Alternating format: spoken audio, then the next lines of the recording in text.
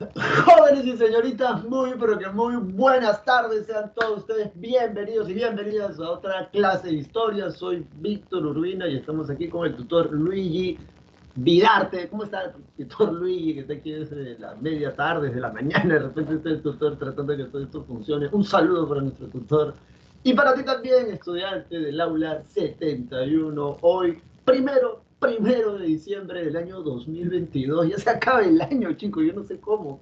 Un día desperté y era enero y ahora ya estamos en diciembre y hay panetón, chocolatada y todo eso, ya sabes. ¿Qué tal, chicos y chicas? Creo que esta semana es su examen o no es su examen. Bueno, yo espero que, ya sabes, estés preparado, mentalizado, canalizado para poder hacer el examen super, archi, mega, recontra, bien. Y así, y así alcanzar tu. Esta era la gloriosa Universidad Nacional Mayor de San Marcos. Bueno, vamos a compartir pantalla y vamos a comenzar con nuestra clase de ahora. A ver, creo que es esto. No sé qué. Creo que es esto. Creo que es esto. Ajá. Y ya estamos. A ver.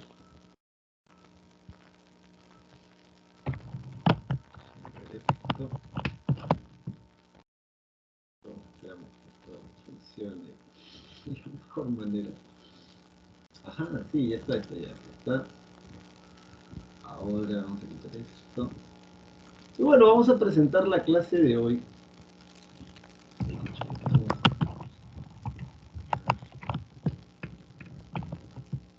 Oh, no, espérate.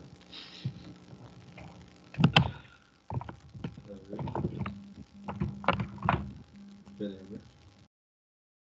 No sé si alguien nos está saludando por el chat. Creo que no.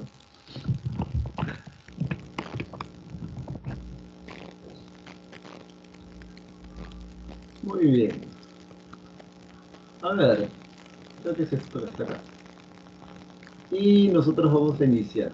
Bueno, es una presentación general, ya sabes, de lo que vamos a ver en esta clase. Vamos a ver Grecia y Roma, joven y señorita, así que agárrate, anota todo lo que puedas, menos mal que la clase es grabada. Y aquí viene. Bien, lo primero que vamos a ver es dónde se ubica Grecia en el mapa, porque es súper archimedio importante, contra importante saber de dónde vamos, de qué lugar estamos hablando. Y una cosa interesante que vas a notar desde ya es que la clase arranca con esto que se denomina, según la historia de los propios griegos, civilizaciones pre-helénicas, o sea, antes de los helenos. ¿Quiénes son los helenos? Eso lo vamos a ver en esta clase, así que no te afanes. Luego vamos a ir a las civilizaciones propiamente helénicas. Aquí han hecho bastante chévere esto de las etapas históricas, la edad oscura, con qué se inicia, cuál es la característica. Eso cuando preguntas sobre esto, a veces te ponen las etapas históricas y básicamente te ponen un dato de los que están acá. Todo eso está en tu separado, ya sabes que está ampliado. Y así vamos a ir comentando estas cosas. Bien, luego vamos a hablar de la civilización espartana, cuál es el vacilón de ellos, cómo se organizan. Recuerda que, o sea, parece mentira, ¿no? Y esto es porque a veces no se llega a explicar, porque bueno, no sé. Pero en realidad tienes que entender que cada una de estas cosas que aprendes en clase, o al menos en el curso de historia, de cara a tu examen general de ingreso o a tu examen aquí en el ciclo ordinario de la pre, es que es por algo. Bien, o sea, lo que estás aprendiendo tiene una razón de ser, aunque no lo creas.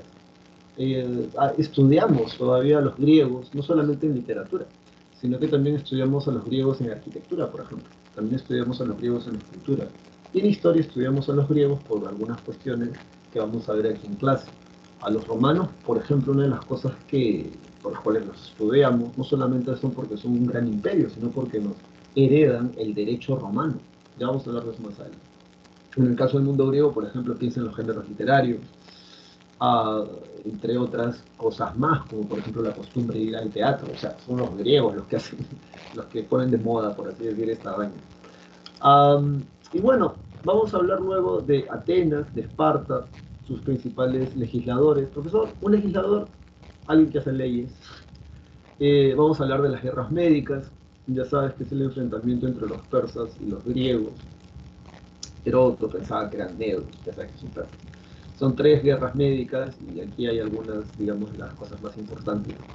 Luego de esto, el siglo de Pericles, que creo que también lo estudian en literatura, y como consecuencia de las guerras médicas, Atenas va a tener una hegemonía que va a rivalizar con Esparta, ¿bien? Y como consecuencia de eso surge las guerras del Peloponeso, que básicamente todos los griegos contra todos los griegos, liderados unos por Atenas, otros por Esparta.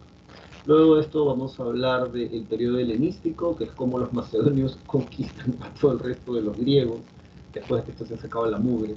Y como Alejandro Magno finalmente termina derrotando a Darío III y se queda con todo el imperio persa, para luego que sea repartido esto entre los generales Alejandro Magno y que van a morir. Luego de esto vamos a hablar del imperio romano, donde se ubica el Imperio Romano, organización social, periodos históricos, que es como Star Wars, monarquía, república, imperio. No sé si has visto, que te guste, pero ahí está igualito. Sobre su organización social, la pre-pregunta. Luego vamos a ver esto del periodo de, bueno, algunos datos sobre el periodo de la monarquía. Es raro que la pre-pregunte por esto, de verdad. Que, o sea, llevo aquí como 10 años enseñando y no han preguntado por esto que yo recuerdo. Luego vamos a ver el periodo de la República y las magistraturas. ¿Qué cosas son las magistraturas? Cargos dentro del Estado romano. Se acabó el chiste. Hay cargo de edil, pretor, cónsul, censor, tribuno, etcétera. Lo vamos a ver aquí en clase. Aunque te adelanto que ya para cuando estemos aquí en Roma, muy probablemente vamos a estar corriendo, porque o sea, son 1 hora y 40 minutos, 1 hora y 50 minutos de esto que es más de 1000 años de historia. Al menos entre Roma y Grecia. Recuerda que San Marcos tiene la escuela de derecho más antigua del continente, así que sí o sí esto de las leyes te lo tienes que aprender. Casi siempre preguntan a quién le aprueba al menos una ley. Si no te la preguntan en este primer examen, te la pueden preguntar en el último examen, ya que tú llevas 4 exámenes, pero preguntan, ¿bien? Luego vamos a hablar de la expansión romana. Las guerras púnicas de repente es lo más destacable, ya que van a ser la civilización o la cultura que de alguna manera es el salto cualitativo de Roma. Una vez que los romanos conquistan Cartago, lo demás, entre comillas, es fácil, por así decirlo. El equivalente a esto sería para los incas la cultura chanca, para que te hagas una idea. Luego vamos a ver estos de las consecuencias de... Estas son las consecuencias de las guerras púnicas. Vamos a ver cómo es que van a conquistar a los griegos, aunque va a ser solamente una línea. Y como consecuencia de estas expansiones, cómo es que el pueblo romano se termina empobreciendo. Esto genera crisis sociales que decantan en guerras civiles. Son 3 guerras civiles y las 2 últimas tienen, como está aquí en pantalla, el primer triunviratum, conformado por Julio César, Craso y Pompeyo, y el segundo triunviratum, la tercera guerra civil, por Octavio, Lépido y Mark Antony, así que eso también lo vamos a ver aquí en clase. Luego, la etapa del imperio, que se inicia con Octavio, nombrado divino o Augusto en latín, y algunos de los emperadores romanos más famosos. Entonces, para esto más completo, así que ya sabes que eso es lo que vamos a utilizar ahora. Aquí está la línea del tiempo, el timeline. Ahí míralo, ahí míralo, ahí míralo. Y a ver, nosotros... Ajá, ajá, ajá. Se nos va esto, se nos va esto. Pero, no puede ser.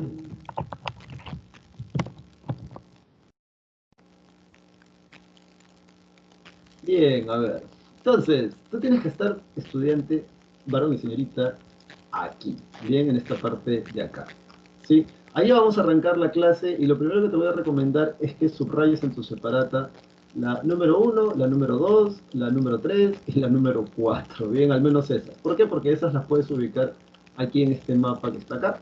Y lo demás lo vamos a ver aquí. Bien, entonces arrancamos de una buena vez con ustedes, señores y señores, el mundo griego. Bien, una de las cosas más representativas que tenemos del mundo griego, sus estilos, ¿no? Tanto en escultura como en arquitectura. Y lo que tienes ahí enfrente es el Athena Parthenos, o el Partenón de la diosa Atenea.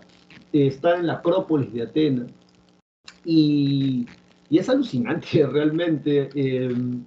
Lo están reconstruyendo, por cierto. Así que si de aquí a 1 o un par de años en el futuro escuchas que han vuelto a reconstruir el Partenón de Atenas, te acordarás de esta clase, pues, ¿no? Porque sí, lo están reconstruyendo todo de nuevo. y va a quedar súper chévere. Acá adentro está una estatua de la diosa Atenea Minerva y, y va a ser alucinante. Era una estatua de marfil, mármol y oro, sí, con un vestido de oro, sí, si mal no recuerdo la descripción. Una cosa así alucinante. Am, Ubicación, bien ubicación.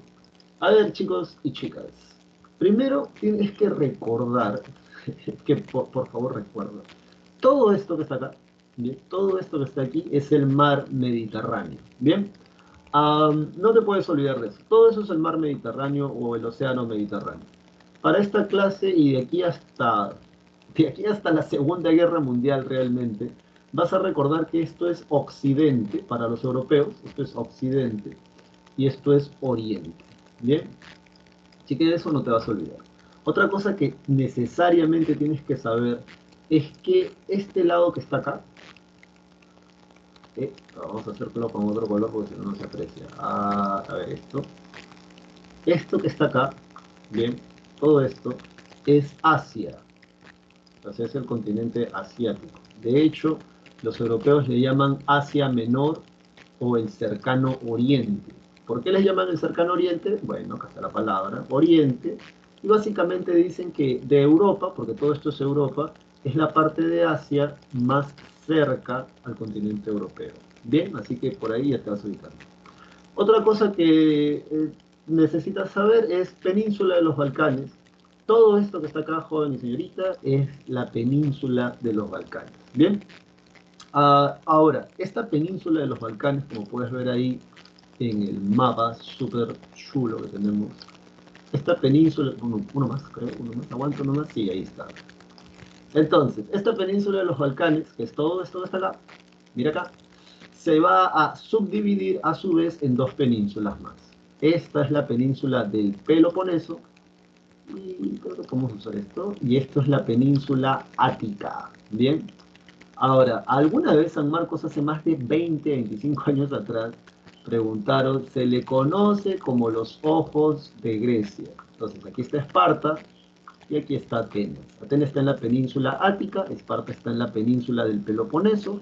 Ambas penínsulas a su vez conforman la península de los Balcanes. La respuesta correcta obviamente que era Esparta y Atenas. Así preguntaron, así es la respuesta. Sin embargo, esta clase, te adelanto, inicia acá, en esta isla, en la isla de Creta, que es una civilización prehelénica. Como puedes ver en el mapa, gracias a que los cretenses están en el medio de culturas como Egipto, los hebreos, los hititas, los fenicios, los latinos o los etruscos o los aqueos, tienen un rico intercambio comercial y cultural. Bien, esa es la isla de Creta. Así que vale la pena decir estas cosas, aunque tú no lo creas, porque sí, o sea, te ayuda a ubicarte y cuando te ubicas es mejor. Vamos a reducir esto. Ya está. Ahora vámonos para acá. Y esto sí está en tus separataciones. Bueno, de hecho todo esto está igual que tu separata, o más o menos igual. Ajá. Tú subrayas entonces, como ya te había dicho, número 1 Atenas, Esparta, Tebas y Mileto. ¿Por qué, profesor? Porque son ciudades de las cuales vamos a hablar en esta clase. Esta es la Sicilia. Esto que está acá, se pronuncia así, Sicilia, es un nombre italiano. La C en italiano siempre se pronuncia como che. Y como dice aquí en tu separata, esta es la península de los Balcanes, que a su vez se divide en la península del Peloponeso y en la península Ática. No es casual que el punto número 1 esté así como que en el mar. ¿Por qué? Porque los atenienses justamente sustentan su economía en el comercio marítimo. En cambio, los espartanos están en el medio de la península del Peloponeso. Algo que ha preguntado Lopre antes, ¿a qué se refiere cuando dicen Grecia insular? Lo preguntaron una vez. Insular, islas, y se acabó el chiste. La Grecia jónica, como dice aquí, es Asia Menor, que es lo que te decía acá. Esto es Asia y es el cercano oriente para los europeos, en la actualidad es Turquía.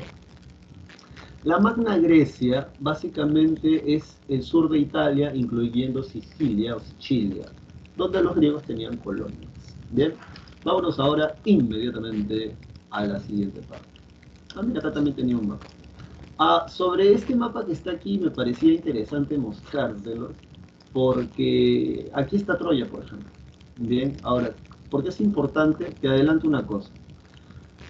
históricamente hablando, o sea, no desde el punto de vista, no desde el punto de vista literario, ¿no? Sino históricamente hablando, los arqueólogos, los historiadores han determinado que muy probablemente los aqueos, o sea, la gente que le hizo la guerra a los troyanos, le hace la guerra a esta ciudad, a este pueblo, para controlar este paso comercial. Bien, la ruta que va del Mar Negro al Mar Egeo. ¿Por qué? Porque los troyanos originalmente eran los que cobraban el peaje. Otro dato importante que también ya te lo he hecho subrayar, la ciudad de Mileto. La ciudad de Mileto, como tú puedes ver aquí, queda en Asia Menor. ¿Por qué es importante? Porque es Mileto el detonante para las guerras médicas, y es por eso que tienes que saber. Sin embargo, como ya te lo había dicho, como ya te lo había comentado, esta clase arranca aquí, bien, en la isla de Creta o en la civilización minoica. Sí, así que la clase arranca ahí, así que yo espero que estés listo, espero que estés lista. Esto es un texto que antes estaba en las separatas, o sea, cuando me tocó, lo coloqué allí, pero bueno, de repente por ahí te puede interesar si es que lo quieres leer. De todas maneras, quería ponérselo, porque no vas a entender, o sea, si no te explico esto, no me vas a entender por qué se llaman civilizaciones prehelénicas y helénicas. Por eso está acá.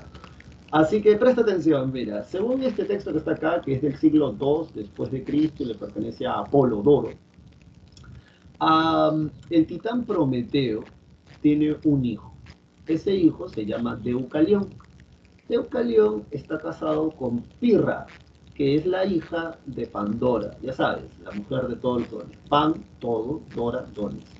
Entonces, Deucalión y Pirra, después de sobrevivir del diluvio universal, ay, salió bien feo este corazón. Espérate. A ver, vamos a pensar otro color. Y ahí está, más o menos. Entonces, Deucalión y Pirra, luego de sobrevivir al diluvio universal que manda Zeus, y aquí tienes una pintura de Zeus, de Pablo Rubens, si no me equivoco, o no es Rubens. Ya bueno, acá puedes leer esto. Pero el primer hijo de Deucalión y Pirra se llamó Helen o Heleno. Cualquiera de los dos nombres es válido. Bien. Ahora, de Heleno, y este es el chiste, de Heleno tiene a su vez tres hijos: Doro, Juto y Eolo. Ahora bien, Juto a su vez tiene dos hijos, llamados Aqueo e Ión. ¿Por qué es importante esto? Tú te preguntarás. Bueno, primero porque los griegos a sí mismos no se llamaban griegos. Los griegos a sí mismos se llamaban helenos.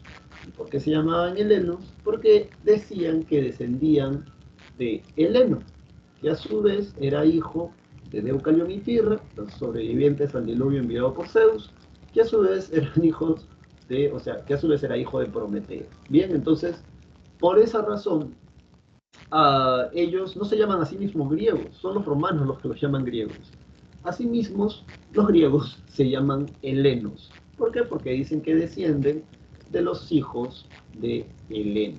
Bien, y a su vez, aunque tú no lo creas, tanto la PRE como San Marcos en el examen general han preguntado ¿de dónde descienden los espartanos? Bueno, los espartanos dicen que descienden de los dorios. ¿Y de dónde descienden los atenienses? Los atenienses dicen que descienden de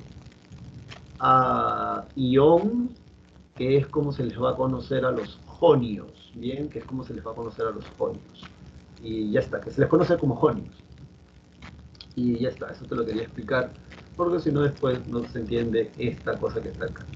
Se supone que estas civilizaciones son anteriores a aquellos que se hacen llamar ese mismo heleno, ¿sí? Por eso se les llama así, civilizaciones prehelénicas. En ese sentido, tú y yo estamos ya aquí, así que tú no te puedes perder, estamos yendo en completo orden, ¿sí? Estamos arrancando con esto que está acá.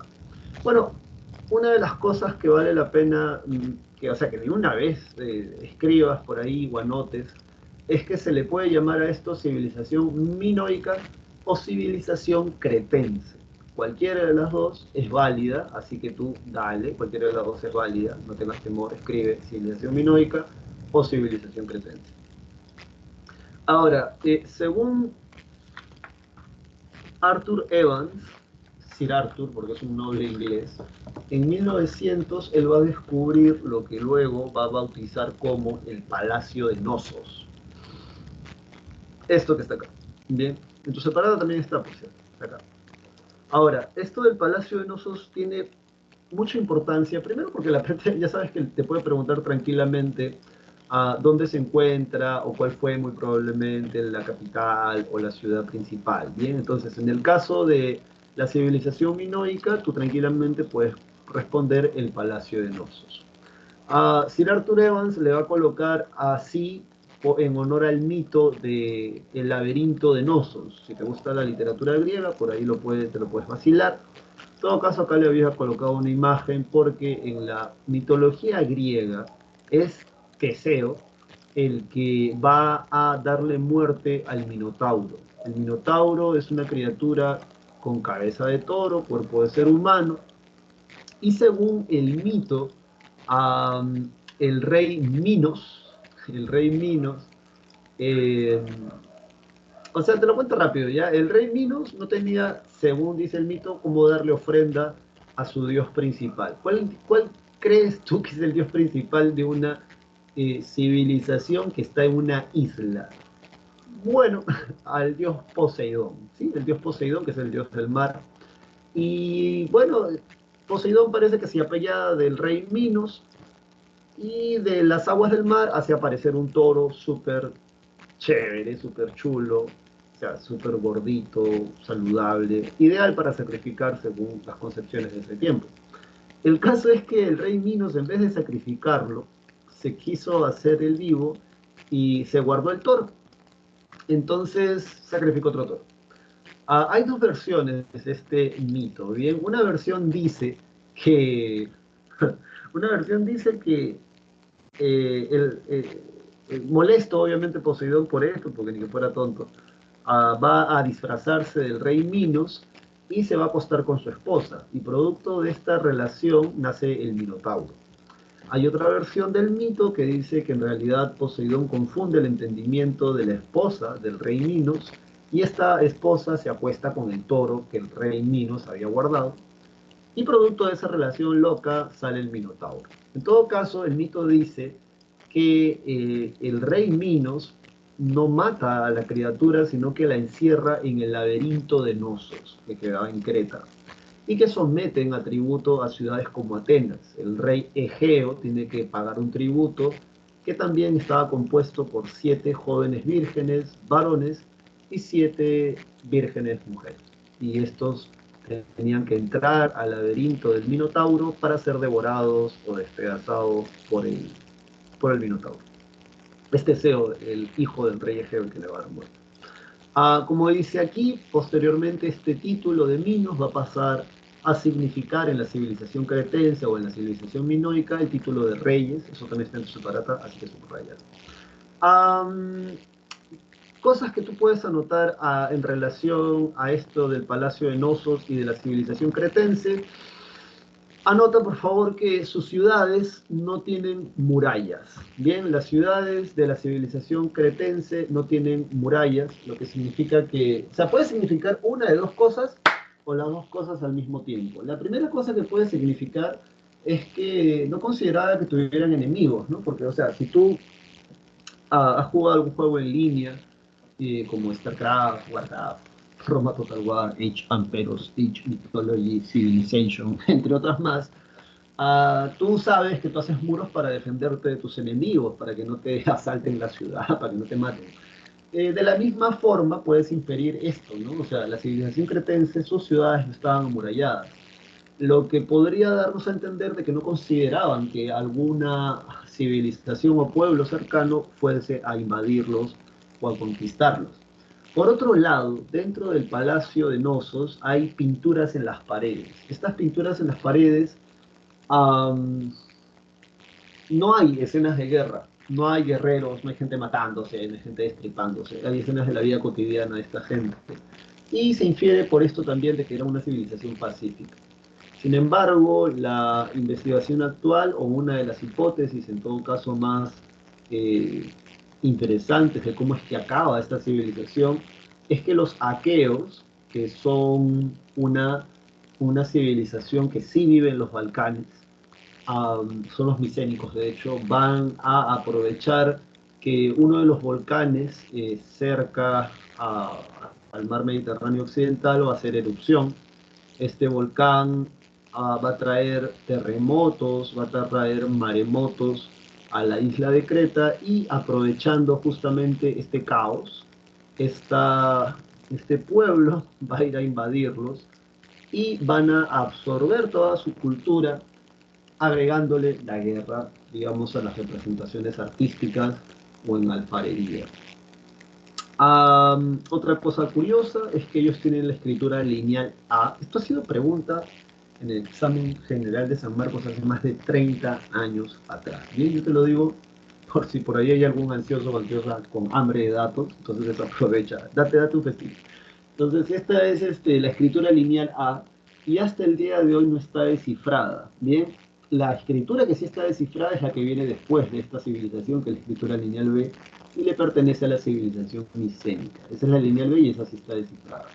Algo que le he preguntado hasta el cansancio, o sea, lo han preguntado más de 3, 4 veces, cuando han preguntado algo en relación a este tema, es esto que está aquí, la talasocracia. Subráyalo porque también está en tu separado. La talasocracia, talos, mar, cracia, gobierno. Acá la traducción, poder basado en el comercio marítimo o en el dominio comercial marítimo para ser más exacto. Y razón no les falta porque como ya habíamos visto, es una civilización en una isla en medio del mar. Así que eso es todo lo que podemos decir por la civilización cretense. Si por ahí tienes alguna pregunta relacionada al tema o que creas que puede venirte en el examen o que te clarifique algún dato de lo que estamos viendo, dale, porque para eso tienes el micro, lo puedes encender y si no, seguimos. Entonces ahora vamos a hablar de la civilización micénica. No sé si ya puedo prender a ver la cámara, pero me siento extraño hablando así. A ver, hola, ¿cómo estás? A ver, entonces, vámonos ahora a esta parte que es la civilización micénica. Estamos yendo en orden, ¿no? Así que no te vayas a perder. Am, y bueno, sobre la civilización micénica, ellos, como puedes ver aquí en este mapa, viven acá, en la península de los Balcanes originalmente. La cronología está en tu separate, ya te he dicho, en un momento dado invaden Creta, aprovechando la erupción de un volcán, que creo que está por esta zona de acá. Y luego se regresan sometiendo tributo a los cretenses, asimilan su cultura y a eso solo le agregan la idea de la guerra. Bien, otra cosa interesante es que son los micénicos, son los aqueos en general, o sea, la gente de este tiempo, porque sí, van a invadir Troya. Bien, ¿por qué? Por este paso comercial. Eso de hecho está en tu separate, está acá, mira, no te vayas a perder. Está aquí, Guerra de Troya en la actual Turquía por el control del Mar Negro. O sea, ahí en la separate está así en 2, 3 líneas porque es mi chamba explicarte esto, bien, así que mira acá. Um, los troyanos, así como en la actualidad hay peajes, por ejemplo aquí en la ciudad de Lima, o si estás fuera de Lima, por ahí, ya sabes, cuando quieres salir de tu ciudad siempre hay un peaje. Pero aquí en la ciudad de Lima hay un montón de peajes. Bien, entonces, Troya, los troyanos, ellos eran los que controlaban el paso comercial entre el mar Egeo y el mar Negro. Profesor, no entiendo. O sea, si tú querías llevar la mercadería de esta zona de acá por mar, tenías que pasar por este estrecho, que es el estrecho del Bósforo, o viceversa, si querías llevar la mercadería del mar Negro al mar Egeo. Entonces aquí le tenías que pagar tributo para pasar con tus barcos por allí a los troyanos. Los aqueos, los micénicos, lo que quieren es controlar ese paso comercial. Y muy probablemente por eso le hacen la guerra, y esa es la explicación histórica arqueológica. Porque ya sabes que si te vas a literatura, ahí te dicen el rapto de Helena. Ese es el pretexto. La razón original vendría a ser por eso. Bien, dicho esto, vámonos para este lado de acá. Y a ver, sobre la civilización micénica, ¿qué puedes subrayar? Se le conoce como civilización micénica o también como la civilización aquea. Cualquiera de los dos nombres es válido, sin embargo, si la PRE te lo preguntara, obviamente te lo van a preguntar con este nombre, aunque el otro también es válido. La ciudad más importante de este periodo sería la ciudad de Micenas. Dentro de la ciudad de Micenas está la famosa portada o pórtico de los leones o la portada de los leones. Para los arqueólogos de esa zona se le conoce como arquitectura ciclopea. como profesor, así mira, arquitectura ciclopea. ¿Por qué arquitectura ciclopea? Bueno, para nosotros, cuando los incas hacen su arquitectura, eso es arquitectura megalítica, mega gigante, litos piedra, piedras gigantes. Pero como los griegos tienen en su mitología gigantes, o sea, sus gigantes son cíclopes, que son seres de un solo ojo. Entonces, cuando los arqueólogos ven esta arquitectura, ellos dicen, parece, da la impresión como si un gigante, un cíclope, hubiese construido eso. Obviamente ya sabes que no es así. Pero entonces le colocan arquitectura ciclopea. Tú serías más o menos de este tamaño, si que quieres hacer una comparación. Son piedras que pesan más de media tonelada. Y esto de la Puerta de las Leónidas está aquí en Micenas. Aquí en Micenas. Bien. Luego, otra cosa, bueno, ya te expliqué esto de la guerra de Troya, no vamos a ahondar más en eso, si no nos va a dar tiempo para poder acabar todo. Antes de llegar a la parte final, que también la pre te lo puede preguntar tranquilamente, eh, es, bien, esta es la reconstrucción de la ciudad de Micenas. Aquí se encuentra justamente esta portada de las Leónidas.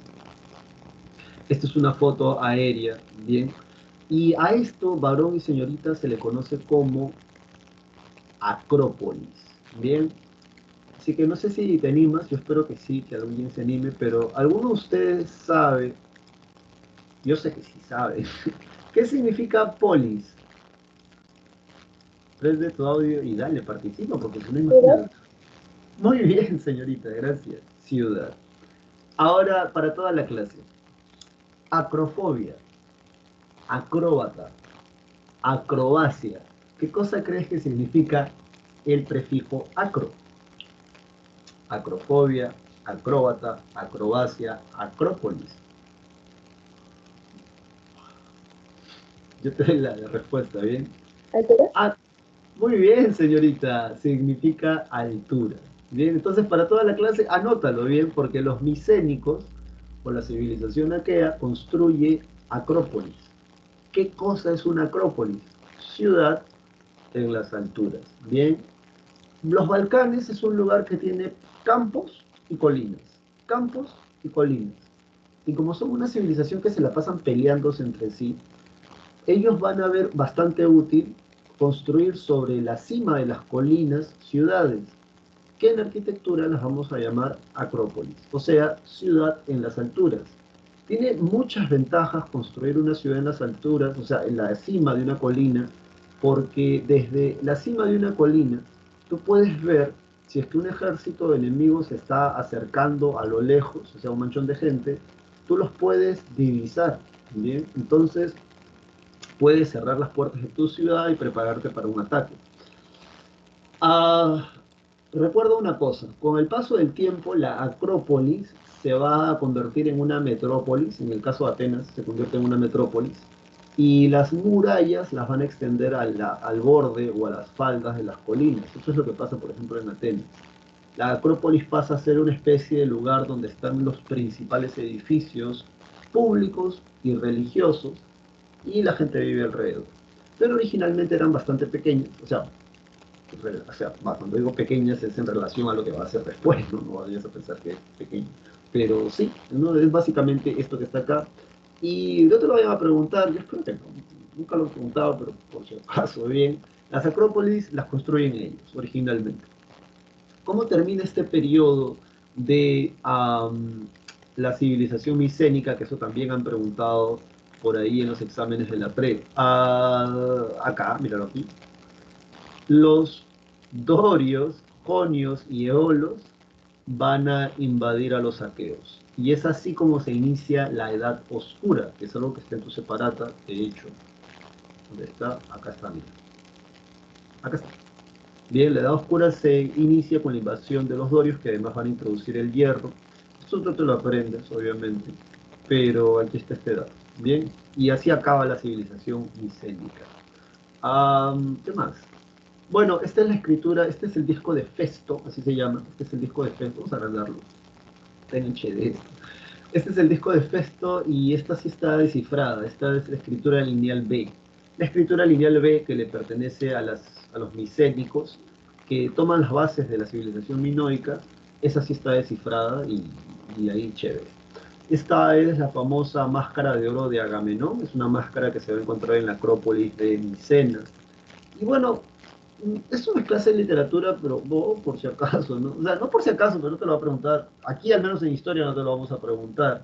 Pero sí puede ayudarnos para entender luego por qué es que los medos por qué es que los persas, perdón, son derrotados en las guerras médicas por los griegos. En primer lugar, por ejemplo, cuando tú lees la Ilíada, uh, si lo lees así como cualquier mortal, o sea, ya sabes, en el colegio a veces nos obligan a leer una parte, o yo me la leí toda, eh, como que uno no llega a entender algunas cosas, ¿no? Por ejemplo, ¿por qué Aquiles, en esta pintura famosa, por qué Aquiles mata a Héctor? Bueno, en la Ilíada te dicen que lo mata porque venga la muerte de Patroclo. Ah, ya sabes, o sea, cuando eres sano dices, bueno, era su amigo, ¿no? Ya la gente un poco con mentalidad más cochambrosa dice, no, es que eran pareja, ¿no? O sea, eran pareja. Pero en realidad tienes que comprender que primero estamos hablando de una cultura que es diferente a la nuestra. O sea, eso es lo primero que tienes que entender. La clase de historia te tiene que servir para ser un poco más tolerante o al menos tener un poco más de perspectiva a la hora de juzgar sobre algo en base a tu cultura nada más. O nuestra cultura, porque, o sea, ahorita en el planeta Tierra hay otras culturas. De hecho, hay sociedades que están en la época del Neolítico, la época del Paleolítico superior, tribus, bien seminómades, ¿no? O sea, vivimos ahorita, ¿no? O sea, hay muchas culturas y esta gente entiende las cosas de manera diferente a ti o a mí. ¿Por qué? Porque son de otras culturas. Entonces, en este caso, cuando dice la Ilíada que Aquiles venga a la muerte de Patroclo, como un griego, como un heleno de esos años leería la Ilíada o iría al teatro, porque no es que la lean, ellos van al teatro a ver la Ilíada. De hecho, eso lo sabemos gracias a Pericles. Pericles cuando renueva Atenas luego de las guerras médicas, ese Pericles es un vacío. Por eso es el siglo de Pericles. Pericles eh, obliga a la gente a ir al teatro a ver la Ilíada y la Odisea. Porque la Ilíada y la Odisea son libros pedagógicos. ¿Cómo, profesor? O sea, todo griego que se respete en Atenas aprende valores, aprende normas de conducta, aprende cómo ser un buen guerrero, un buen griego con la Ilíada y la Odisea. Son libros pedagógicos, por eso son tan famosos.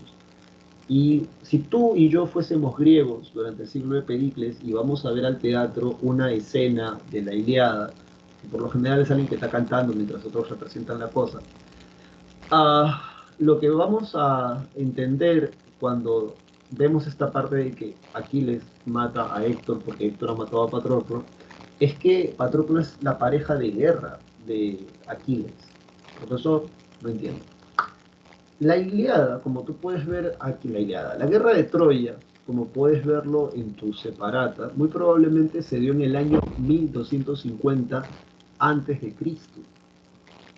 Homero, que muy probablemente es el mejor cantante de la Ilíada, es del siglo VII antes de Cristo. Profesor, siglo VII, 600 antes de Cristo. O sea, la Ilíada es una guerra que ocurre para el mundo griego 600 años atrás de que Homero aparezca y escriba o cante la Ilíada.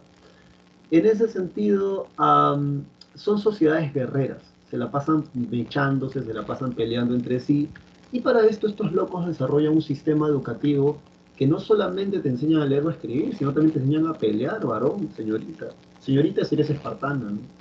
Porque las demás no, son los espartanos. El caso es que en el caso de Esparta se ve muy claramente esto. Cuando tú cumples 7 años y has nacido varón, lo que hacen es que sacan de la gen, que es la unidad familiar, y te llevan a la Ágoge, que es la educación espartana, la academia. Y allí, imagínate, varón, tienes 7 años.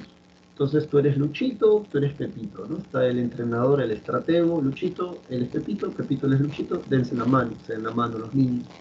Y les dicen, Luchito, si le pasa algo a Pepito, a ti te vamos a castigar. Pepito, si le pasa algo a Luchito, a ti te vamos a castigar. Cuídense entre los dos. Y no solamente hacen esto, sino que estos dos niños luego los llevan a una especie de habitación o salón donde están otros niños de su misma edad o edades contemporáneas y les dicen, gente, niños, estos son Luchito y Pepito, cuídenlos, cuídense entre ustedes. Te crían en promociones desde pequeñitos. Entonces, la educación espartana es fea, ¿eh? O sea, por nada son los mejores guerreros del mundo griego. Esto no es, esto no es chisme, esto son fuentes históricas. Todo griego se sentía ganador cuando los espartanos venían a pelear de tu lado. Decían que un hoplita espartano, o sea, un soldado espartano, valía por 6 u 8 soldados. O sea, esos tipos solo se dedicaban a la guerra. Pero la educación que ellos llevaban era una educación que comenzaba desde tu nacimiento, porque si tú nacías y el sacerdote, porque te evaluaba un sacerdote, te veía que estabas medio raquítico, medio flaco, o sea que no ibas a dar la talla para la educación espartana, te, te tiraban a un monte, te abandonaban, o sea, así para que te mueras. Entonces, eres un niño, te presentan a Luchito, te presentan a Pepito, y con ese niño, con tu partner, con tu pata, con tu causa, con tu pana, con tu parce, pasas tu primera golpiza, tu primera pasada de hambre, tu primer entrenamiento, tu primer asesinato, tu primer robo, tu primer beso, tu primera relación sexual, tu primera borrachera, tu primera vez en todo lo pasas con tu pata y con tus panas de promoción. De repente no me entiendas, pero a ver, para que lo sientas en la carne. Si te gusta jugar algún juego colectivo, profesor, juego colectivo, el fútbol es un juego colectivo, voley es un juego colectivo, el básquet, el béisbol es un juego colectivo, son juegos colectivos.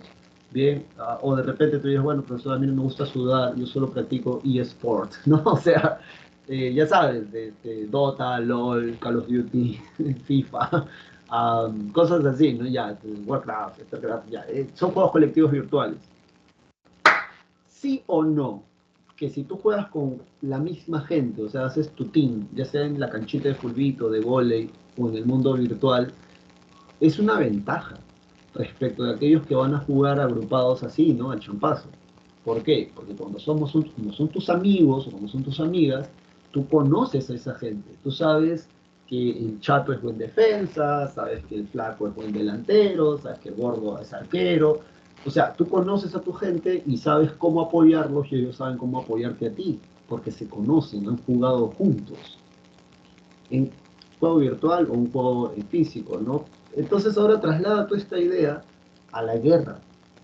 Mientras que los persas en su mayoría llevan a gente obligada a pelear, llevan a esclavos, llevan a gente, a pueblos conquistados, los griegos llevan a amigos, llevan a promociones de gente que se conocen desde niños a pelear a la guerra. Entonces, cuando en la Ilíada te dicen que Héctor mata a Patroclo y que por eso Aquiles mata a Héctor, básicamente lo que te están diciendo es que Héctor, es que Aquiles y Patroclo son pareja de guerra, o sea, se conocen desde niños y tú das la vida por tus amigos. ¿No? Esta idea trasladada a la guerra es alucinante, porque imagínate, tú está Luchito, está Pepito, y tú eres Luchito y tú ves que tu amigo Pepito, con el cual has crecido desde los 7 años, has sobrevivido a cosas horribles, está rodeado por 10 persas, lo van a matar. Si realmente es tu amigo, tú vas a sacar fuerzas de donde no tienes, ¿verdad? Y vas a comenzar a matar a todo el mundo con tal de salvar a tu causa, a tu pana, a tu parce, a tu yunta, ¿sí o no? Entonces, eso es poderoso. Um, sobre, sobre los muros, el que descubre la ciudad de Troya es Henry Schillmann en 1870 en la actual Turquía. ¿Cómo saben que es Troya? Muy probablemente porque los restos de la ciudad tenían hasta 9 reconstrucciones de muros y que entre la reconstrucción número 6 o 7, muy probablemente, también basándose en la estratigrafía, estaba la Troya de Homero, porque eran las bases de los muros más profundos, y ya sabes que mientras más profundo la base, más alto es el muro. Eh, ya sabes que es Odiseo el que dice hay que dejar un caballo. Algunos investigadores dicen que realmente sería un ariete lo que dejaron con cabeza de caballo. Solo que sería tan grande que tuvieron que haberlo metido por todas sus murallas ellos para que lo puedan meter. Am, bueno, o sea, ¿sabes qué muros son altísimos? Son los de Babilonia. Esos muros sí son altos, ¿sí? Pero según la Ilíada dura 10 años el conflicto. Y otra cosa leccionadora que te enseña la Ilíada si fueras un griego es que por muy fuerte que tú seas, tú le haces caso a la autoridad. Que acuérdate que ellos nos heredan la democracia, ¿no? Profesor, no entiendo. Lo que pasa es que hay una escena. Ya, ¿por qué Aquiles deja de pelear? Aquiles era el guerrero, vamos a señalar a este, a un X, ¿ya? Pero vamos a señalar a este. Era el guerrero más alucinante de su tiempo. Aquiles, de hecho, en la Ilíada es el hijo del rey Peleo y su mamá es una diosa, es la ninfa.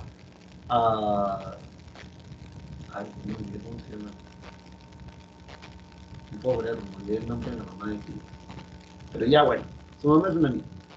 El caso es que Aquiles es un semidios. Su mamá lo agarró, dicen, del tobillo y lo sumergió en una especie de lago o agua sagrada que le volvió todo el cuerpo inmortal, excepto por el lado de donde lo agarró, que fue el tobillo. Y mira esta escena, ¿eh? Por eso Pericles manda a la gente al teatro a ver, a ver la Ilíada, ¿no? Porque hay un momento en la Ilíada, y eso está escrito, ¿no? Donde Agamenón le demuestra a Aquiles que él tiene más poder cuando le manda a quitar la esclava. Agamenón, delante de todos los reyes aqueos, delante de todos los reyes micénicos, les dice, ¿no? Quiten a la esclava a ese tipo. Y la gente le hace caso a Agamenón. Según la Ilíada, Agamenón tiene el cetro de Zeus, el pastor de hombres, por eso le dicen, ¿no? Su apodo. Y Aquiles lo va a matar. Según la Ilíada, Aquiles está a punto de sacar su espada para bajarse de ese tipo, pero Atenas le jala de la oreja, detrás de los mechones rubios, tanto Aquiles como todos sus soldados eran rubios, según la Ilíada, y le dice al oído, hey, ¿qué vas a hacer? Vas a levantar tu mano, te vas a matar a aquella persona que Zeus le ha dado su cetro, o sea, el cetro que era símbolo de conquistar a todos los seres humanos de ese mundo. Y Aquiles lo que hace es guarda su espada, insulta a Agamenón y se va. Esa es una lección de ciudadanía, porque lo que te está enseñando la idea en ese momento es que tú puedes ser un semidios, tú puedes ser el mejor guerrero de tu tiempo, el hombre más rico en la ciudad, pero no por eso vas a desobedecer a la autoridad impuesta por Dios en la tierra, que en este caso es Agamenón y Zeus es el dios. Entonces, la idea es un libro poquito, bien, es un libro aleccionador. Vámonos ahora sí inmediatamente, porque esto era como un poco de oxígeno. Vámonos ahora acá, a esta parte de aquí. Y a ver, chicos y chicas, primero tú subrayas acá rápidamente. Ajá, ya. Entonces, a ver, tú subrayas rápidamente esto que está en tu separata. De hecho, esto tú lo tienes que estudiar. El origen de los griegos se encuentra en la invasión de las 4 tribus indoeuropeas. Profesor, tribus indoeuropeas, algo así como decir quechuas, aymaras, achánicas, bien, o sea, son pueblos, ¿verdad? De la misma manera en Europa hay diferentes pueblos. A todos ellos los llamamos tribus indoeuropeas, pueblos indoeuropeos. De hecho, no es la primera vez que lo escuchas. Acuérdate que en la India, tribus indoeuropeas van a conquistar la península de India. Estas 4 tribus indoeuropeas famosas son los aqueos, jonios, dorios y eolos. De estos 4, lo que a ti y a mí nos interesa son estos dos, porque de acá salen los espartanos y de aquí los atenienses. Políticamente están divididos en ciudades y estados independientes, recuerda eso, llamadas polis, y comparten el mismo culto a los dioses olímpicos. Bien. Luego, otra cosa interesante, cuando he hecho preguntas sobre esto, como te digo, te ponen los periodos históricos y te ponen un dato de estos periodos. Así que apréndete los más importantes o los que vamos a señalar aquí en clase. Número 1, la Edad Oscura inicia con la invasión de los dorios, quienes introducen el hierro. Número 2, destruyen los palacios y fortificaciones micénicas, sí. Número 3, estancamiento cultural del mundo griego entre los helenos. Ya, esto donde dice dispersión de la población tiene que ver con esto. En la Grecia arcaica ocurre, se dispersa la población, la gente se quita de la península de los Balcanes, que tú ya sabes que se subdivide en dos. Bien, entonces ocurre, dice la expansión griega, la colonización del Mediterráneo. Es aquí, anota por favor, donde aparece la metrópoli. Ahora, ¿por qué es importante que anotes esto de metrópolis? Porque es un término que de alguna manera lo vamos a volver a escuchar cuando hablemos del virreinato del Perú. Acuérdate que el virreinato del Perú, en términos generales, es la colonia de España. España es la metrópoli del virreinato del Perú. Entonces, ¿qué significa esto? Metrópoli, capital de ciudades, ¿verdad? Metrópolis, capital de ciudades. Para que tú seas una metrópoli, primero, mira acá, tienes que tener una capital de ciudades. Por ejemplo, la más famosa sería Atenas, que estaría acá en la península Ática. Y por ejemplo, una colonia de Atenas, la ciudad de Mileto en Asia Menor, bien, o en Turquía en la actualidad. La metrópoli sería Atenas, la colonia sería Mileto. Entonces, Atenas sería una metrópolis. Y se acabó el chiste. Luego de esto, acuérdate que si esto lo he preguntado al menos dos veces, una poli, ¿qué cosa es? Así, a la mala, preguntaron. Entonces, es una comunidad o son comunidades autónomas, autosuficientes y a menudo se la pasan peleando. La unidad cultural la tienen gracias a que hablan el mismo idioma y tienen los mismos dioses y ya está. Luego, ¿qué más? Bueno, luego viene esto. Los estilos de columnas griegos. Bien, chica, alguna vez un estudiante me preguntó, profesor, ¿para qué aprendemos eso? Cuando las clases eran presenciales, ya hace 4 años atrás. Siempre cuento esta anécdota porque me parece algo ilustrativo. Y entiende, por favor. Tú vas a ingresar a una universidad seria, bien, o al menos eso es lo que yo espero, sea San Marcos, o sea, tiene que ser San Marcos, ¿no? Pero también hay otras universidades serias, no lo vamos a negar. En todo caso, San Marcos es una universidad seria. Y aunque tú no lo creas, cada una de las cosas que te estamos enseñando en estos cursos, o al menos en esta historia, bueno, de hecho también en otros cursos, tiene una razón de ser, tiene un porqué, se ha ganado su sitio dentro de la historia de la pedagogía. En ese sentido, um, San Marcos pide que sus ingresantes sepan sobre columnas griegas.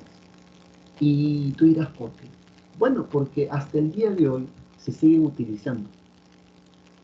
Y lo bonito de aprender esto es que vas a tener un poco de cultura. Profesor, no entiendo. Mira, algún día estarás por el centro histórico de Lima o el centro histórico de tu ciudad si estás fuera de Lima. Casi siempre los centros históricos, en los centros de cada ciudad del país hay, o en los edificios más importantes, pero vas a estar por ahí. Si vas a Girón de la Unión, por ejemplo, Plaza San Martín, al toque vas a ver esto por todos lados. Y vas a estar con, si eres varón, pues con tu pareja, ¿no? O si eres señorita, con tu pareja. Y le dirás, ¿no? Mi amor, mira, tú ves ese edificio que está acá, que por cierto, este es un edificio que está frente a la Plaza San Martín. ¿Tú ves ese edificio? Y entonces tu pareja te dirá, sí, bueno, mira sus columnas. Esas son columnas estilo jónico. Entonces tu pareja, muy faltosa, te dirá, oye, ¿tú qué te crees? Arquitecto, ¿qué pasa? Tú no estudiaste contabilidad, tú no estudiaste administración de empresas. ¿Cómo sabes eso? Y entonces tú dirás, lo que pasa es que yo me preparé en la empresa San Marcos y una de las cosas que me enseñaron en el curso de historia es a identificar columnas griegas. Porque como puedes ver en ese edificio de ahí, hasta el día de hoy se utilizan. Y eso, aunque tú no lo creas, es lo que nos diferencia del resto de universidades a las que solo les interesa tu plata, pues, ¿no? O sea, y que te matricules y pagues, ¿no? Porque esto es tener cultura. Tener cultura significa apreciar un poco de aquellas cosas que cualquier otra persona pasa y dice, no, o sea, hay que expropiarlo, ¿no? Entonces, o sea, no, todavía se siguen utilizando. Estas fotos, por cierto, son de mi archivo personal. Estas son columnas también estilo corintio y están en la Escuela de Bellas Artes en el centro de Lima. Entonces, esto es fácil, por cierto, esto es fácil, así que acuérdate que no te puedes olvidar. Por cierto, esto es la pregunta y hace 3 años atrás lo preguntaron también en el examen general. De hecho, en el examen general ya lo han preguntado 2 o 3 veces y en la pre obviamente más, así que acuérdate. Los espartanos descienden de los dorios. La columna estilo dórico es una columna, así como tú la ves aquí, simple, sólida y simétrica. No tiene adornos. O sea, ¿sirve para sostener el techo? Sí. ¿No se va a caer el techo? No. ¿Pero no quieres que le haga un adorno? ¿Sirve para sostener el techo, sí o no? Sí, sí sirve. ¿Pero no quieres que le haga adorno? Si sirve, déjalo así, ya. Estilo dórico, como los espartanos. Sólido, sin adornos, así, bien. Sí. Ahí está. No se va a caer el techo. Bien, entonces, esa es la columna estilo dórico. Luego, acuérdate, los atenienses descienden de los jonios. Entonces, la columna estilo jónico, esa sí está un poquito adornada. O sea, loco, que la columna está muy simple, ¿no? Hazle ahí por ahí unos rizos y aquí están. Esto se les llama, el término técnico son volutas, o sea, que son como los rizos del pelo del carnero, volutas. Bien, entonces aquí tú puedes ver estos rizos en la parte del capitel. El capitel es la parte superior de una columna, o sea, la parte de acá arriba. Esto se le llama capitel. Y bueno, si tú miras así, estos rizos o volutas de carnero, eso es estilo jónico y se acabó el chiste. Y la otra es mucho más fácil de identificar, el estilo corintio, porque en la parte del capitel hay adornos, ¿bien? O sea, acá hay hojas de acanto, dice, pero en realidad pueden ser adornos como frutas, vainas así, ¿bien? O sea, uvas, manzanas, cosas así. Entonces tú dices, ah, esta es una columna estilo corintio, porque está súper adornada en la parte de arriba. Y se acabó. Te lo pueden preguntar en la pre en tus exámenes, sí, ya lo han hecho antes, así que aprovecha, ¿sí? Y adquiere un poco también de cultura. Gracias a eso, además, si algún día eres una autoridad pública, es un edificio con estas cosas, en vez de decir tiren esa vaina para que hagan un mall, dirás hagan el mall, pero no tiren eso, ¿no? O sea, ahí hay diferencias. Bien, dicho esto, vámonos ahora a la civilización, a la Grecia clásica, que esta ya vendría a ser uno de los últimos periodos, apogeo de las polis como Esparta, Atenas, que representan modelos de gobierno diferentes. Atenas, democracia participativa, solo los varones, por cierto. Esparta, oligarquía terrateniente militar. Ya lo vamos a ver en clase. ¿Sabes qué es una oligarquía? Ya lo vamos a ver, espérate. Entonces, esto está aquí en tu separata.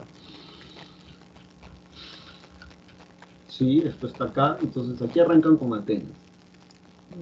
Personalmente prefiero enseñar esto así, como tú lo ves aquí, porque tanto la pre como el examen general, a veces cuando te preguntan por Atenas o Esparta, te preguntan por estas cosas para que justamente sea una comparación. ¿Te acuerdas cuando te recomendé estudia Wari y Tiahuanaco en paralelo? Porque justamente pertenecen al mismo periodo. De la misma manera te recomiendo que estudies a Atenas y Esparta en paralelo, para que puedas ver las diferencias o similitudes, aunque dejen más diferencias. Entonces, lo más representativo, o una de las cosas, mejor dicho, más representativas de los atenienses, su famosa Acrópolis. Bien, acuérdate, la Acrópolis pertenecen a la época de los micénicos. Con el paso del tiempo, la Acrópolis se vuelve un lugar donde hay edificios importantes, tanto religiosos como públicos, o ahí está el tesoro, la tesorería, y la gente vive por debajo. Van a reconstruir, por cierto, la Acrópolis no, el Partenón de Atenas, que está en la Acrópolis justamente de la ciudad de Atenas de Grecia en la actualidad. Y una de las cosas más representativas de los espartanos son sus soldados. ¿Cómo sabemos que este soldado es un hoplita espartano? Por la letra lambda del abecedario griego que está acá. Lambda, Laconia, Lacedemonia, que es la zona del Peloponeso donde viven los espartanos. Entonces, bueno, arranquemos de una buena vez, vamos a agrandar esto, ya sabes, aquí a la izquierda está Atenas, a la derecha está Esparta y nosotros nos vamos para acá inmediatamente. Entonces, subraya en tu separata, origen de los atenienses, jonios, origen de los espartanos, dorios.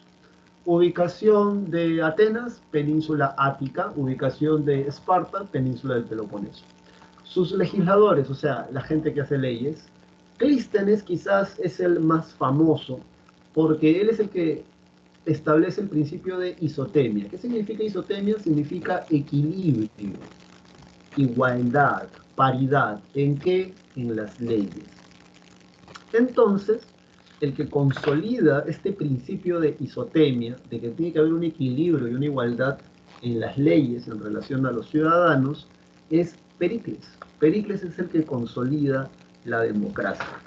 Además, en tu separata, por cierto, está sacando. Además, en tu separata está Dracón. Dracón es el que establece el código severo, o la dura lex. Cualquiera de las dos es válida, dependiendo del libro de historia universal que leas, pero básicamente Dracón es un arconte. Profesor, ¿qué es un arconte?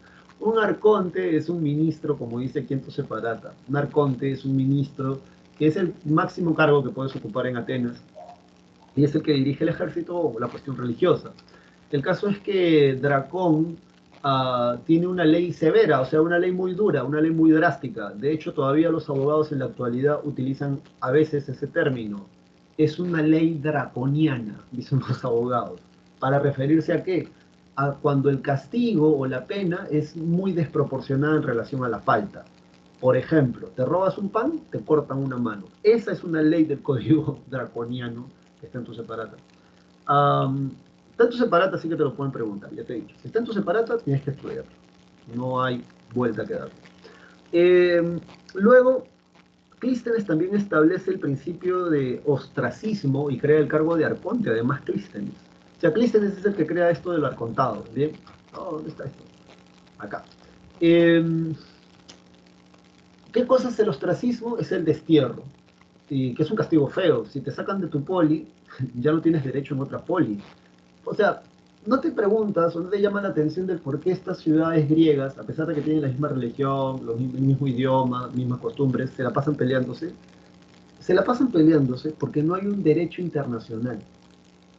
No hay una cosa, ya te he dicho, como derechos humanos, o no hay un gobierno capaz de poder hacer valer la justicia para todos, entre comillas, por igual. O sea, si en nuestro país no se da eso, imagínate en estos tiempos. Entonces, por esa razón, esta gente tienen que enseñarle a pelear a los niños, aparte de que seas campesino, alfarero, orfebre, ceramista, pescador. Aparte de eso, tienes que saber pelear. Todos tienen que saber pelear. Los espartanos son los que llevan eso a otro level, ¿no? Porque los espartanos solo se dedican a la guerra.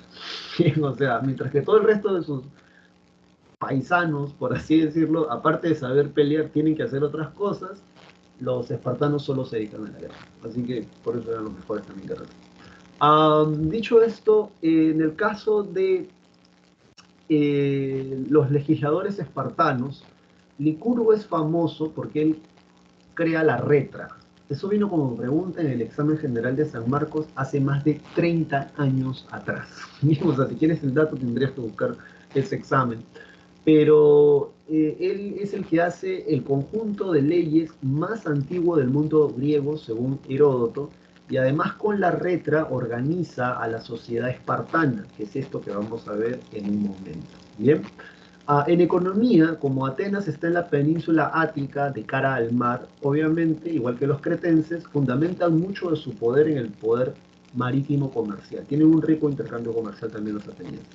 En cambio, los espartanos tienen actividades agropecuarias, que por cierto, no vayas a pensar que un ciudadano espartano es el que cultiva su tierra. No, no, no, no, no. En realidad, el que cultiva las tierras de un homoyoi. ¿Qué es un homoyoi, profesor? Un homoyoi es un ciudadano espartano con plenos derechos. Tiene más de 30 años o ya cumplió 30 años, ya acabó toda su formación profesional militar en la ágoge, que es la educación espartana, y eso le permite tener todos los derechos. Ahora, esto no es clase de cívica, pero aprovecha, te lo digo rápido, lo tengo acá, no lo tengo acá. Así lo tengo. No es clase de cívica, ya, pero creo que es importante que tú entiendas esto, porque, o sea, a mí me hubiese gustado que me lo expliquen así. ¿Qué significa tener plenos derechos? Esto. Tú dirías, profesor, es esto. Si tienes el mostaza, no tienes plenos derechos. ¿Por qué?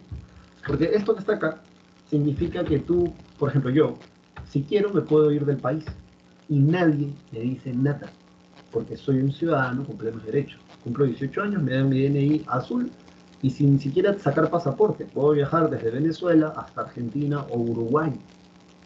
Puedo comprar casas, alquilar un departamento, comprar cosas, sacar cuentas bancarias, heredar, firmar contratos, montar mi propia empresa.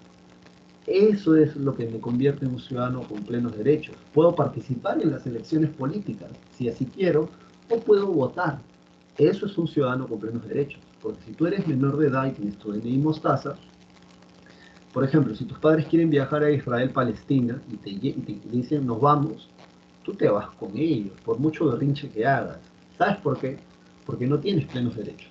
Un menor de edad está bajo la tutela y eso se llama el derecho de la patria potestad.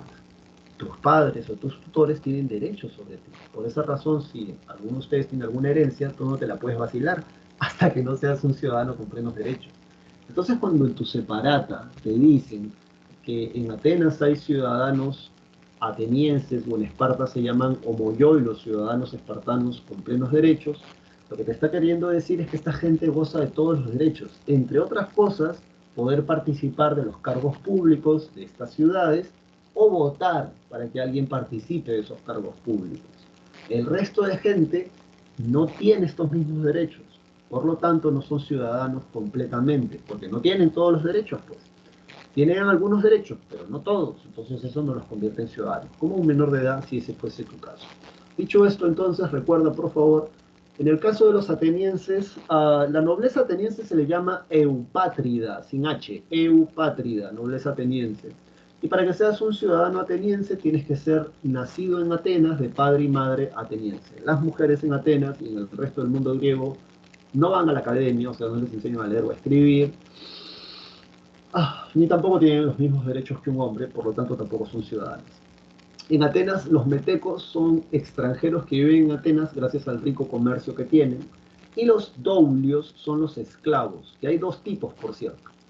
Un tipo de esclavo en Atenas es aquel que le pertenece al Estado ateniense, bien, o sea, no pueden ser comprados o vendidos. Pero lo más común de los esclavos en Atenas es que le pueden pertenecer a un particular. O sea, ¿qué significa que le puede pertenecer a un particular?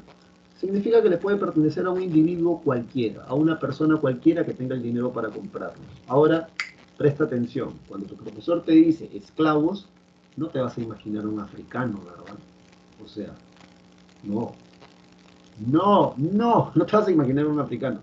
Acá, no importa que seas rubio, de un ojo azul, el otro verde, blanco como la leche, no interesa. Acá si tu poli pierde una guerra, te pueden esclavizar.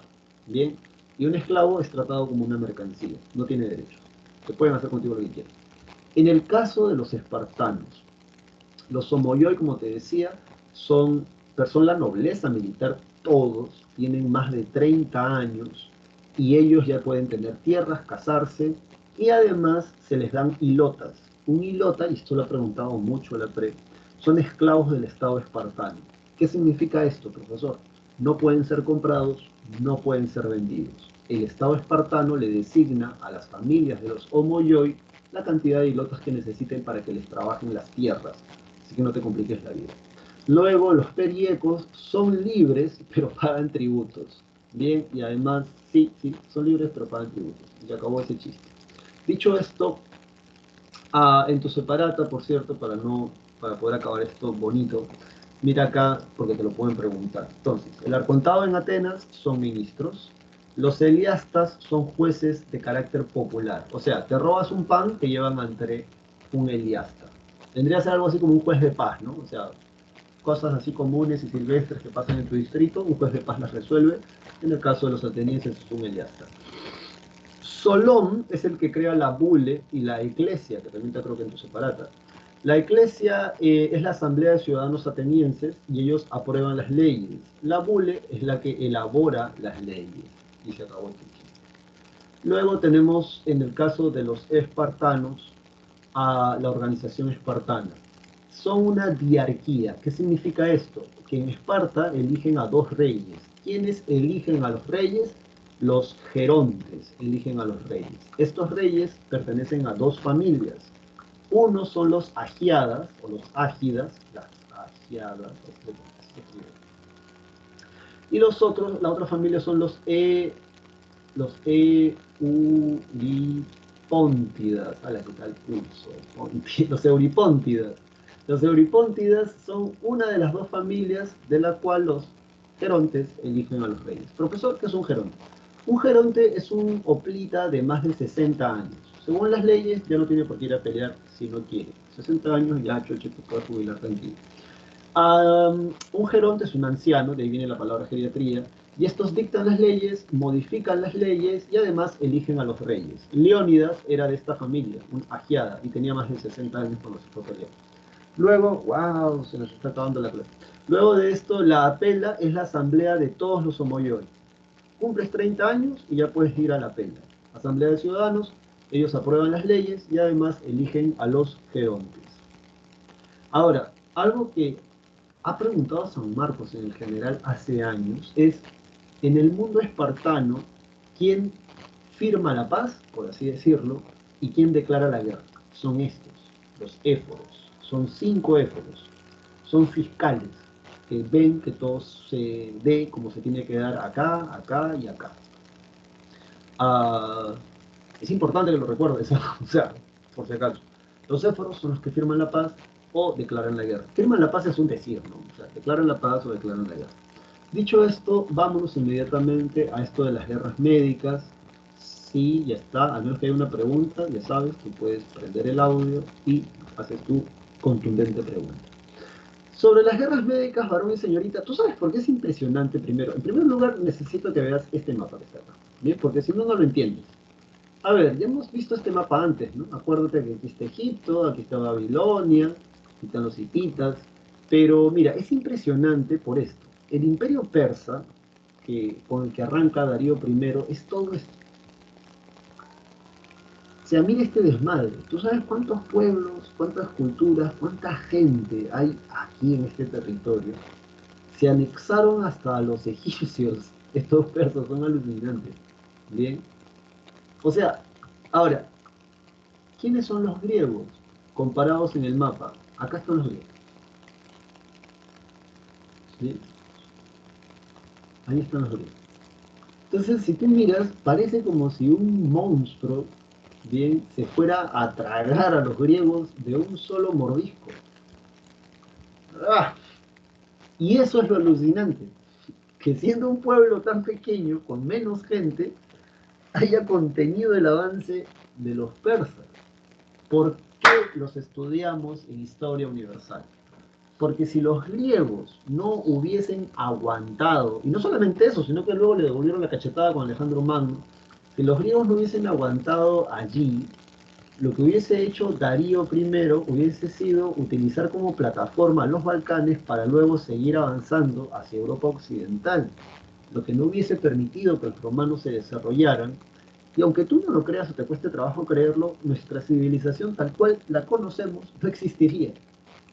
Porque aunque tú no lo creas, somos herederos de esas culturas también. Bien, entonces, eso es algo importante y eso, por eso hasta el día de hoy los europeos estudian esta vaina. Ahí está la cronología, en tu separata también está. Y bueno, ¿qué son las guerras médicas? Es el enfrentamiento entre griegos, otro color, y persas, de allí que debería también de haberse llamado las guerras pérsicas. ¿Cuál es el pretexto que da, cuál es el detonante? Acá en tu separata te han puesto detonante. Bien, bueno, tú escribe ahí pretexto. El pretexto es la rebelión de la ciudad jónica de Mileto. Eso se ve aquí claramente. O más adelante vamos a ver. Pero la ciudad jónica de Mileto está acá, que es Asia Menor. A ver, aquí está Asia Menor, aquí está la ciudad de Mileto. Según Heródoto, Darío los conquista a todas las colonias griegas de esta zona. Y bueno, o sea, no son atorrantes, no es que te dicen aquí como los españoles en la conquista, vístete como yo, toma mi propio Dios, habla como yo, y toda tu cultura no sirve, ¿no? Entonces, no, los persas te dicen, vive como estás viviendo hasta ahora, pero eso sí, paga impuestos, compadre. Y bueno, la gente dijo, ya, pagamos impuestos. ¿Cuál es el rollo? Se metieron una borrachera, la gente de la ciudad de Mileto, mataron a los soldados persas, Darío dice, destruyan esa ciudad porque eso es un mal ejemplo, y lo que hacen los de Mileto, como su ciudad es amurallada, es se encierran en su ciudad y mandan un barquito a Grecia. Los únicos que contestan el llamado de los de Mileto, porque son la ciudad jónica de Mileto, es la ciudad jónica de Atenas. Bien, entonces, así es como se inicia la primera guerra, la primera guerra médica. Sobre las causas, el continuo expansionismo del imperio persa y el control comercial del Asia Menor y del mar Egeo. Bien, el mar Egeo, acuérdate que está el personaje acá. Ahí está la primera batalla, segunda, tercera batalla, las consecuencias, decadencia del Imperio Persa, hegemonía ateniense. Eso está acá en tu separata. Esto lo estoy leyendo rápido porque aquí quería ver, o sea, la primera batalla de las guerras médicas es la batalla de Maratón.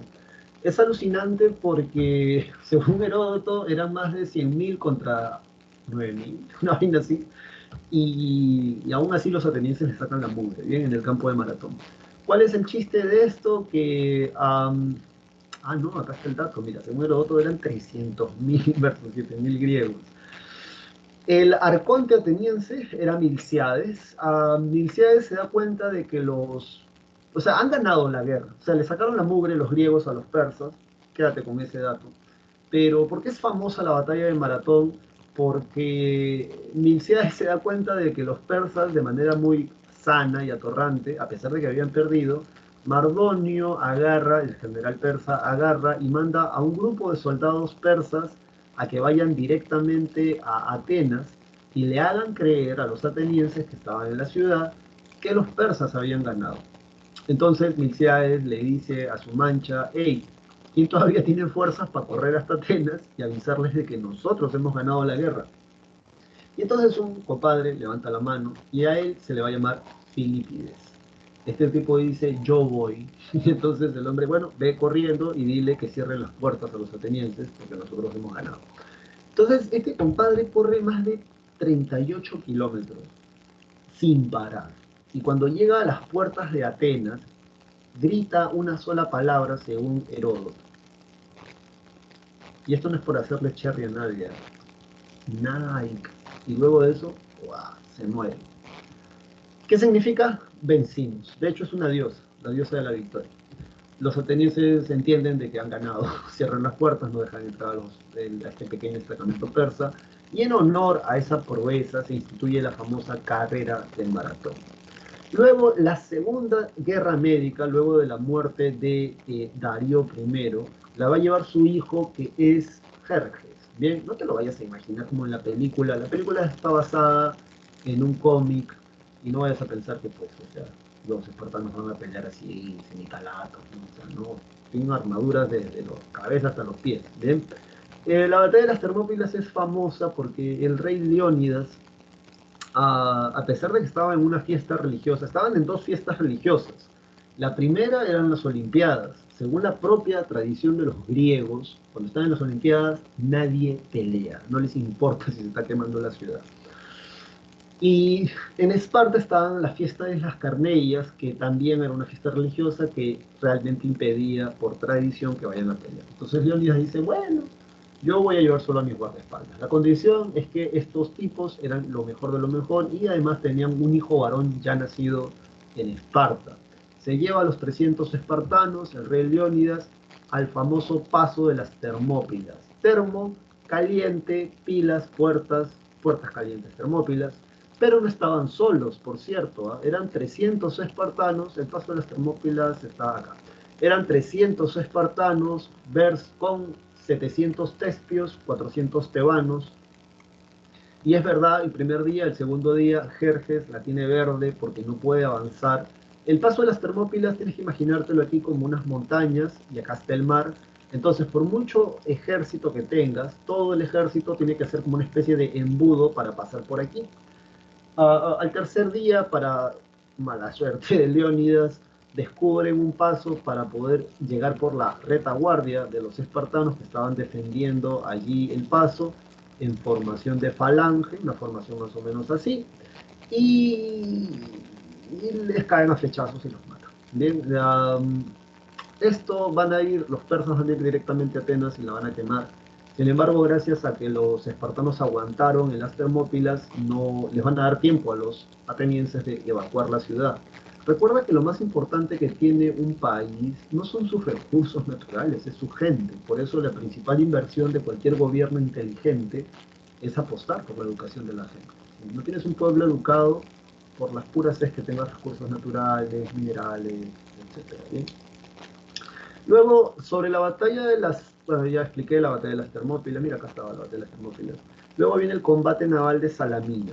En paralelo al aguante de Leónidas, se está desarrollando el combate de Salamina. Temístocles, que es el arconte ateniense, convence a Atenas de gastar todo el tesoro de Atenas en construir trirremes. Esto es un trirrem, ¿bien? Los persas lo que tenían eran birremes. Un trirreme se caracteriza por ser 3 hileras de remos, lo que les daba mayor velocidad y versatilidad a la hora de pelear. ¿Cuántos trirremes tenían los atenienses? 270 a 300. ¿Cuántos birremes tenían los persas? Más de 1000. Bien, y aún así hacen la misma jugada que el rey Leónidas. Este es el paso de Salamina, donde por muchos barcos que tuviera Jerjes, todos tenían que pasar como que por este embudo, y es allí donde con los birremes, con los trirremes, Temístocles les saca la recontra mugre en el combate de Salamina. Luego viene la batalla de Platea, vamos a reducir esto, ya se me está acabando la clase. Luego viene la batalla de Platea, la batalla de Platea a Pausanias, que es un rey espartano, dirige el ejército griego en tierra y les ganan, les sacan la recontra mugre al ejército de Jerjes. Y en el combate, acuérdate, batalla sobre la tierra, combate, como el combate de Angamos, en el mar. Bien, entonces el combate de Micala a Jántipo, es el arconte ateniense que dirige la flota griega, y también le sacan la mugre a Jerjes. Así que eso terminó feo. Puedes anotar, aunque no creo que la PRE te lo pregunte, pero puedes tú anotar esto, bien, tú lo puedes anotar, y es que una consecuencia de la Segunda Guerra Médica es que se crea la Liga de Delos. El detalle está que los espartanos se ofenden porque los líderes de la Liga de Delos van a ser los atenienses. Entonces, cuando estalla la Tercera Guerra Médica, los espartanos dicen, a ver si ustedes pueden ganar sin nuestra ayuda, que los atenienses lo salven. Y aunque tú no lo creas, bajo la dirección de Atenas, la Liga de Delos derrota durante la Tercera Guerra Médica a el rey persa Artajerjes y se firma la paz de Calias o la paz de Simón, que le da fin a esa guerra. Consecuencias te las aprendes de memoria: decadencia del imperio persa, hegemonía ateniense del mar Egeo y apogeo cultural de Atenas con el famoso siglo de Temístocles. Esto que está acá, tú lo lees, así que ahí no me voy a meter yo, pero como consecuencia de esto lo que tenemos es las guerras del Peloponeso. Bien, eso también creo que por acá lo puse, sí, por aquí lo puse, ajá, pero puse el final. Entonces vamos a agarrar cosas para acá. Mira acá. ¿Qué cosas son las guerras del Peloponeso? Los griegos mechándose entre ellos con dos ligas. La primera liga es la Liga de Delos, que la lidera Atenas, y la segunda liga es la Liga del Peloponeso, que la lidera Esparta. Cuando digo en liga, no te vayas a imaginar, ¿no? No, es un conjunto, anota, es un conjunto de ciudades o polis griegas que se ponen bajo la dirección de otras. En este caso Atenas, y en la Liga del Peloponeso, Esparta. Bien, ahora, ¿cuáles son las causas para la guerra del Peloponeso o las guerras del Peloponeso? Número uno, hegemonía política y económica de los atenienses, y se van a pelear justamente, por eso a los espartanos no les va a caer bien, va a caer cuáquer, porque además los atenienses representan un sistema de gobierno diferente. Y acá está, son dos sistemas de gobiernos enfrentados. Por un lado la democracia ateniense y por otro lado la oligarquía militar terrateniente espartana. Palabras claves: oligarquía. Apréndetelo de memoria porque lo vas a escuchar hasta que hablemos de la reforma agraria con Velasco, y eso es semana 18. Bien, así que a ver, oligarquía, ¿qué significa? Es un pequeño grupo de familias, o sea, pequeño en relación a todo el pueblo. Es un pequeño grupo de familias que controla a las grandes mayorías, o que controla a todo un país, o que controla a todo un pueblo. Pequeño grupo de familias, en este caso son los homoyoi, que controlan a las mayorías populares. Según los entendidos, en su época de apogeo serían como que 9000 espartanos, varones, controlando a más de 280.000 personas, para que te das una idea. Entonces, es un periodo es un periodo acumulado de acumulación y expansionismo de Atenas en el mar Egeo. Y bueno, sobre la primera guerra del Peloponeso, Pericles muere por una peste. Algunos piensan que lo que pasa es que en la primera guerra tuvieron que encerrarse los atenienses y Pericles se muere. Se firma la paz de Nicias, que debió durar 30 años esa paz. Ahora, te cuento este chisme. ¿Cómo? O sea, no es un chisme, en realidad es un dato. ¿Cómo se rompe la paz de Nicias? La paz de Nicias se rompe porque los atenienses tratan de invadir Sicilia, que era donde la Liga del Peloponeso cultivaba el grano y el cereal para alimentar a sus propias polis. Los atenienses fallan en ese intento, producto de eso estalla la Segunda Guerra del Peloponeso y como consecuencia muchas polis abandonan a la Liga de Delos porque van a estar muy descontentas con Atenas por haber roto la paz de Nicias, que tendría que haber durado 30 años. O sea, lo que pasa es que ya estaban peleando desde las guerras médicas y realmente es desgastante. Se muere gente, gastas dinero, quién te cultiva la tierra, cómo obtienes más dinero para mantener al ejército, o sea, es súper, súper complicado. Y por esa razón, para la Segunda Guerra del Peloponeso, Atenas es abandonada por varias ligas, justamente por esto de romper la paz inicial. La Tercera Guerra del Peloponeso, cosas, ironías de la vida, los espartanos se unen a los persas para derrotar a los atenienses. Son dos batallas, la batalla de Notión y la batalla de Egos Pótamos, aquí están las fechas.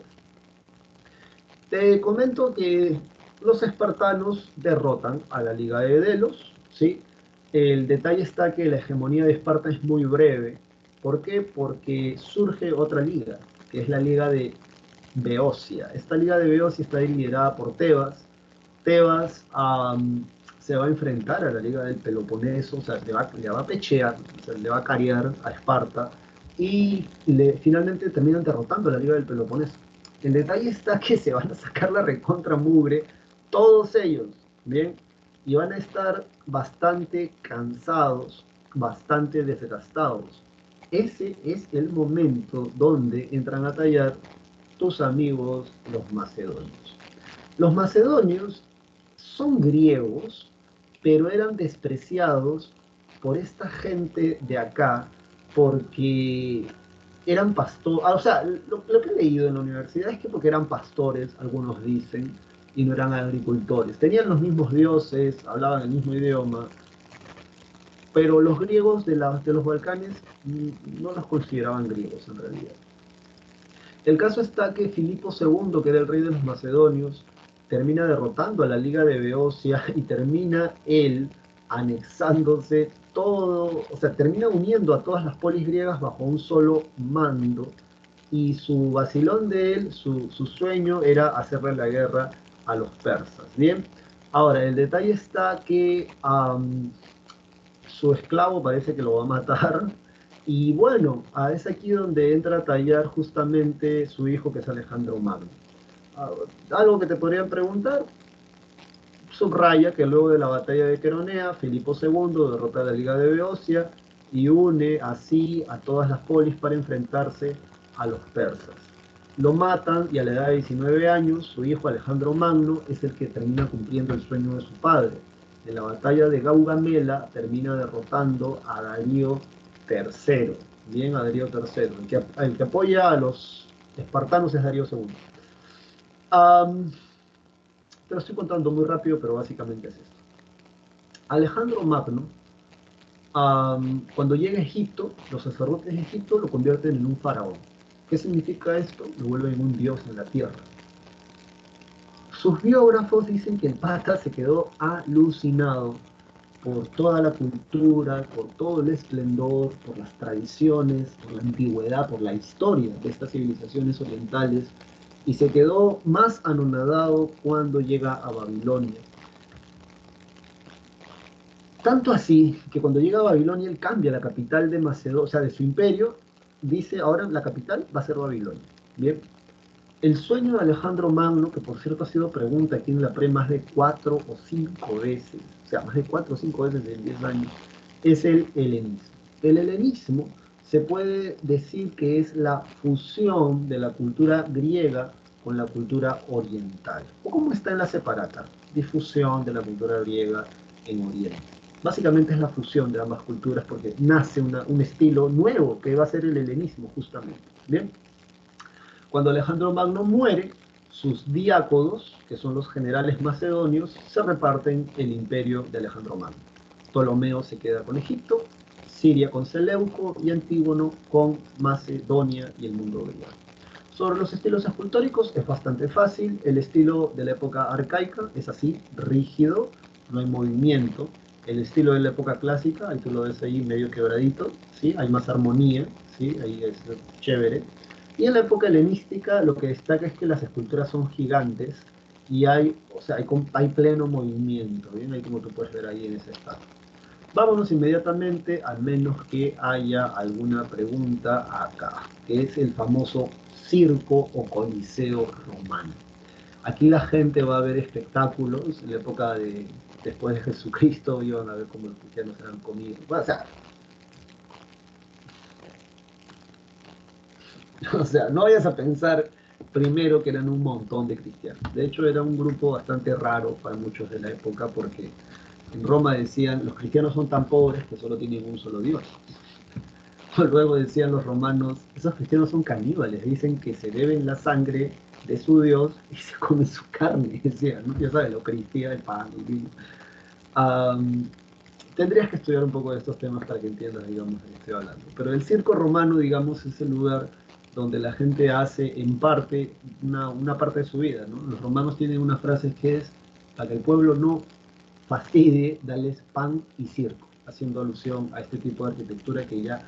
Este circo romano es del siglo II después de Cristo, o sea, mira, construían esta vaina en el año 200 después de Cristo, eso es alucinante, y hay más antiguos, por cierto. ¿Dónde se encuentra Roma? Bien, a ver, Roma se encuentra acá, ¿sí? Y ahí ya está, se acabó el chiste. Ahí se encuentra Roma. Como tú puedes ver, se encuentran en la bota itálica. Todo esto en la actualidad vendría a ser Italia. Le dicen la bota itálica porque como tú puedes ver acá parece una bota, ¿sí? Ay, concha, entonces ahí está. Dicho esto, tú ubícate aquí. ¿Qué significa SPQR? El Senado y el pueblo romano. El Senado y el pueblo romano. El águila romana, de hecho, es un estandarte que tienen las legiones. Y aquí hay un mapa bien chévere que te han puesto ahí, así que eso lo vamos a ver ahorita. Nosotros nos vamos para acá. Bien, lugares importantes. En la región de Lazio, a orillas o en la desembocadura del río Tíber, es aquí donde se funda la ciudad de Roma. Bien, ahora, la ciudad de Roma tiene tres periodos históricos, como en Star Wars te decía. Monarquía, que va desde la fundación de Roma, como estos locos tienen escritura, podemos saber en qué año se fundó, 753, hasta el último rey etrusco. Ahorita hablamos de él, 509 a.C. ¿Cómo se inicia la república? Cuando el último rey etrusco es asesinado y el Senado, que está conformado por los patricios, que son la nobleza romana, ya lo vamos a ver, controlan ahora el país. Hasta la época de Octavio Augusto, que es declarado emperador en el año 29 a.C. Octavio es del segundo triunviratum y es uno de los que venga la muerte de Julio César. Y como consecuencia se inicia la etapa del imperio. La etapa del imperio termina cuando el imperio de Roma occidental cae en el año 476. ¿Vale la pena aprenderse esto? Claro que sí, porque la PRE ya lo ha preguntado antes y te lo pueden preguntar más adelante si es que no lo preguntan ahora. Bueno, no hay tiempo realmente para hablar mucho de esto, pero igual te lo pongo acá. El mito de la fundación de Roma. Te lo cuento rápido. Numitor es el rey de la región del Lacio, o sea, de esta zona de acá. ¿Bien? Ahora, tiene un hermano envidioso que finalmente lo termina derrocando llamado Amulio. Amulio mata a todos los hijos varones del rey Numitor, excepto a su hija que se llama Rea Silvia. La mete en una especie de convento, no es un convento, es una especie de convento.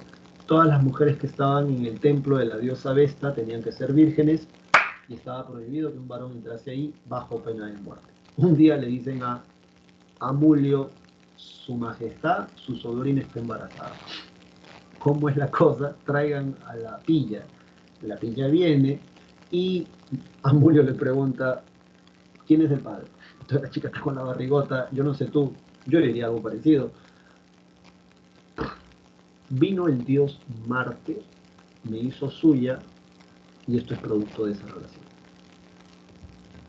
El dios Marte, sí, el dios de la guerra vino y te hizo su mujer y te embarazó.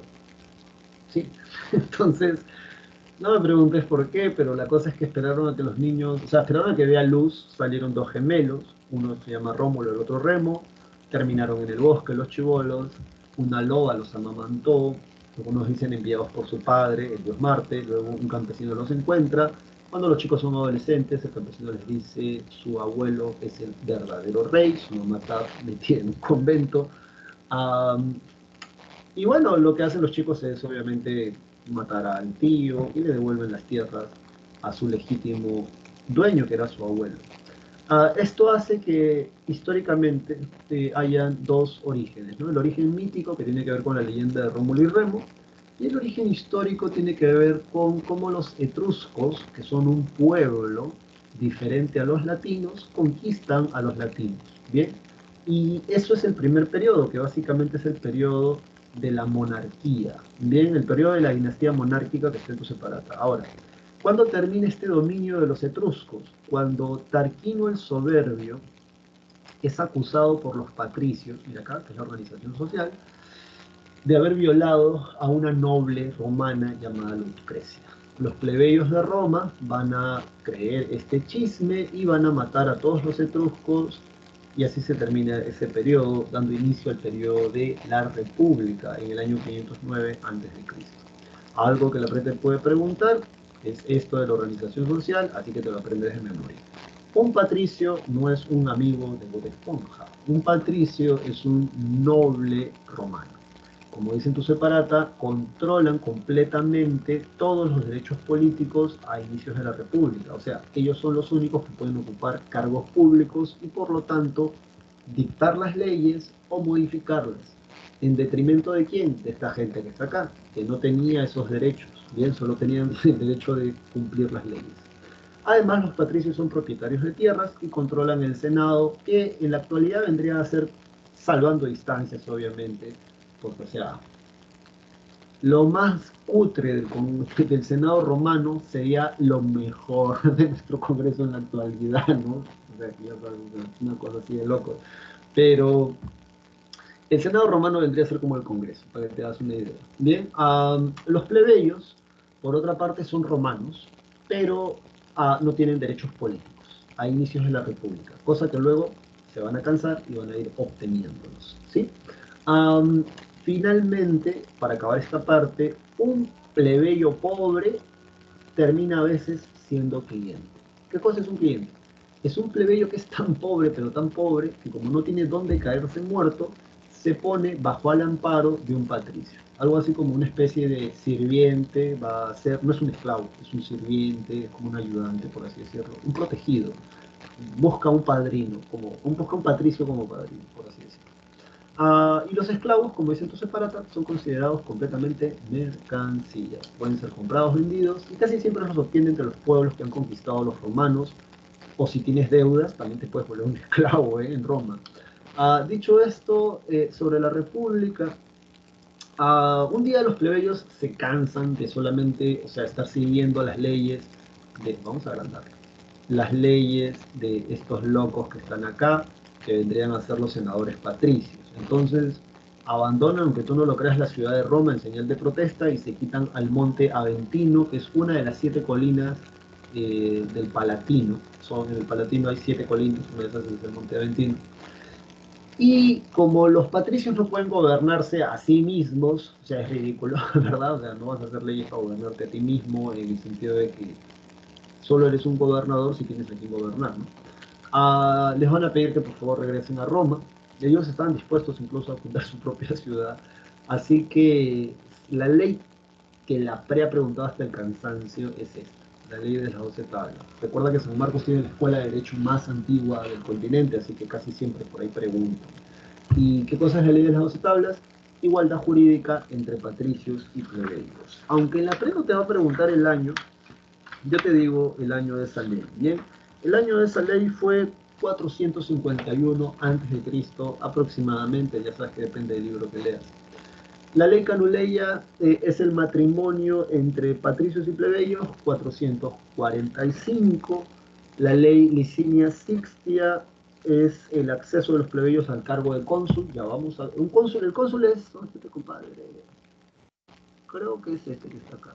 Bien, está sentado y él es el que dirige el Senado, el cónsul. Son dos, de hecho. Luego tenemos la ley Poetelia Papiria, que prohíbe la esclavitud por deudas en el año 326. Ya sabes que si tienen que hacer la ley es porque es una costumbre. Y en el año 300 sale la ley Ogulnia, que le permite a los plebeyos ingresar al cargo de sumo pontífice o sacerdote. Sobre los cargos o magistraturas, vamos a verlo en tu separata. Creo que ahí está más chulo. A ver, acá está. A ver, sí, aquí ya lo encontré. Chico, chica, tú en tus separatas, por si es que alguno de ustedes tuvo la astucia de poder imprimirlo, por favor haz esto. Mira. Donde dice esto de magistraturas, esto viene así, viene así, ¿sí? Viene así. Lo digo así porque si no lo señalo, pareciera que está al aire, bien, pero esto se conecta con todo esto que está aquí. Todo esto que está aquí se conecta a esto que está acá.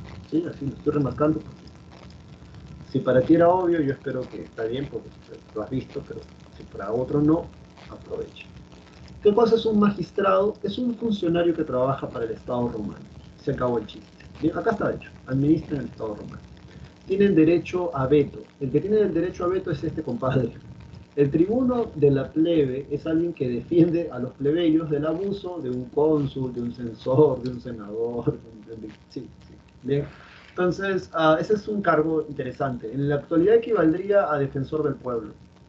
Estos cargos magistrales se renuevan cada 4 o 5 años, dependiendo del cargo. El cargo, digamos, más alto al que tú puedes aspirar en esta sociedad es el cargo de cónsul. Son dos, o dirigen el ejército y también el Estado. La pre ha preguntado mucho por este tipo, que es el pretor, que es el gobernador y juez de una provincia. Bien, porque en una provincia está compuesta como Lima, está compuesta por distritos, bien. Entonces, el gobernador de Lima sería un pretor, ¿no? Pero Lima también tiene distritos, ¿verdad? Entonces, ese sería un edil, una especie de alcalde, ¿no? Es el que se encarga del gobierno de la ciudad, la limpieza, las pesos, las medidas, y ahí está. El cuestor, el que te cobra los impuestos, el censor, el que te censa, no. O sea, también es el que se encarga de los exámenes para estos cargos. Y ojo, tú como eres mi estudiante, tú tienes que aprender esto, chicos. Cuando lleguemos a la parte de historia del Perú y hablemos de la independencia, vas a ver que dice que Simón Bolívar era el dictador del Perú. Pero tú eres mi estudiante, así que tú no vas a andar repitiendo lo que otros de repente infieren mal. Cuando en tu separata dice dictador, en la parte de historia del Perú que viene más adelante, en la parte de independencia, se refiere a que el Estado peruano, mejor dicho, el Congreso peruano de ese tiempo, le da cargo de dictador a Simón Bolívar como los romanos lo entendían. ¿Y cómo los romanos, profesor, entendían el cargo de dictador? Aquí está y te lo aprendes de memoria.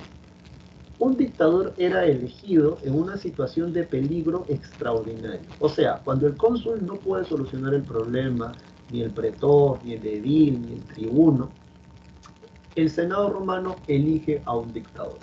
Este dictador tiene poderes absolutos por 6 meses para solucionar el problema por el cual fue elegido. Yo soy dictador, para solucionar este problema tengo que aniquilar a toda esta gente del pueblo. ¿Puedo hacerlo? El Senado le dice, compadre, si así solucionas el problema, hazlo, por eso eres dictador.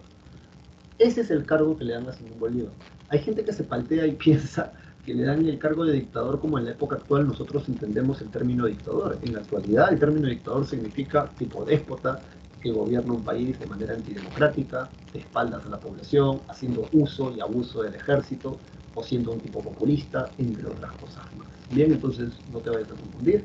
Cuando a Simón Bolívar le dan cargo de dictador, se lo dan así, como está en tu separata, o entendiéndolo de esa manera.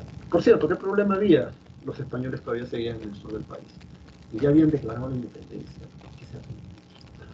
Los senadores, ¿quiénes son? Existían desde tiempos de la monarquía, proponen leyes, controlan a los magistrados y deciden sobre las finanzas y la política exterior. En ese sentido, sobre las asambleas y los comicios, la más importante, por cierto, es la asamblea centurial. ¿Por qué? Porque la asamblea centurial está compuesta por patricios y plebeyos. Son 193 centurias. Bien, como esta clase se graba, cañón, porque vas a poder volver a escuchar esto. La asamblea centurial es la más importante de las tres asambleas. La asamblea curial está compuesta solo por nobles, patricios. La asamblea tribal está compuesta solo por plebeyos y está dirigida por el tribuno de la plebe. Pero la asamblea centurial es la más importante de esas tres. ¿Por qué? Porque son 193 centurias y cada centuria equivale a un voto. Estos votos son los que eligen a los cónsules, eligen a los cónsules. Bien, además la asamblea centurial es la que declara la guerra o la paz. Otro dato, son los que aprueban las leyes que estos locos tratan de dar. Y ya está. Vámonos ahora inmediatamente a esto de las guerras civiles. Bueno, sobre la expansión de Roma, o sea, la disciplina del ejército romano es alucinante. Bien, hasta antes de los romanos, la falange macedónica era el ejército mejor preparado, hasta que aparecen los romanos que lo superan. Primero, para que los romanos puedan consolidarse, conquistan todo lo que vendría a ser la península itálica, conquistando las colonias de la Magna Grecia, que es el sur de Italia que tenían los griegos. Luego, realmente el muro a asaltar para los romanos van a ser los cartagineses. Bien, las guerras púnicas, que es donde Roma se enfrenta con Cartago por el Mediterráneo occidental, marcan un antes y un después, porque una vez que los romanos derrotan a los cartagineses, ya lo demás es fácil, entre comillas, por así decirlo. Es famoso o es famosa esto de eh, las guerras púnicas. A ver, creo que está acá. Expansión romana. Acá está. Sí. La primera guerra púnica dice Roma anexa las islas del Mediterráneo occidental. La segunda guerra púnica se recuerda mucho por esta genialidad que hace Aníbal Barca. Profesor, no entiendo, ya mira acá pues.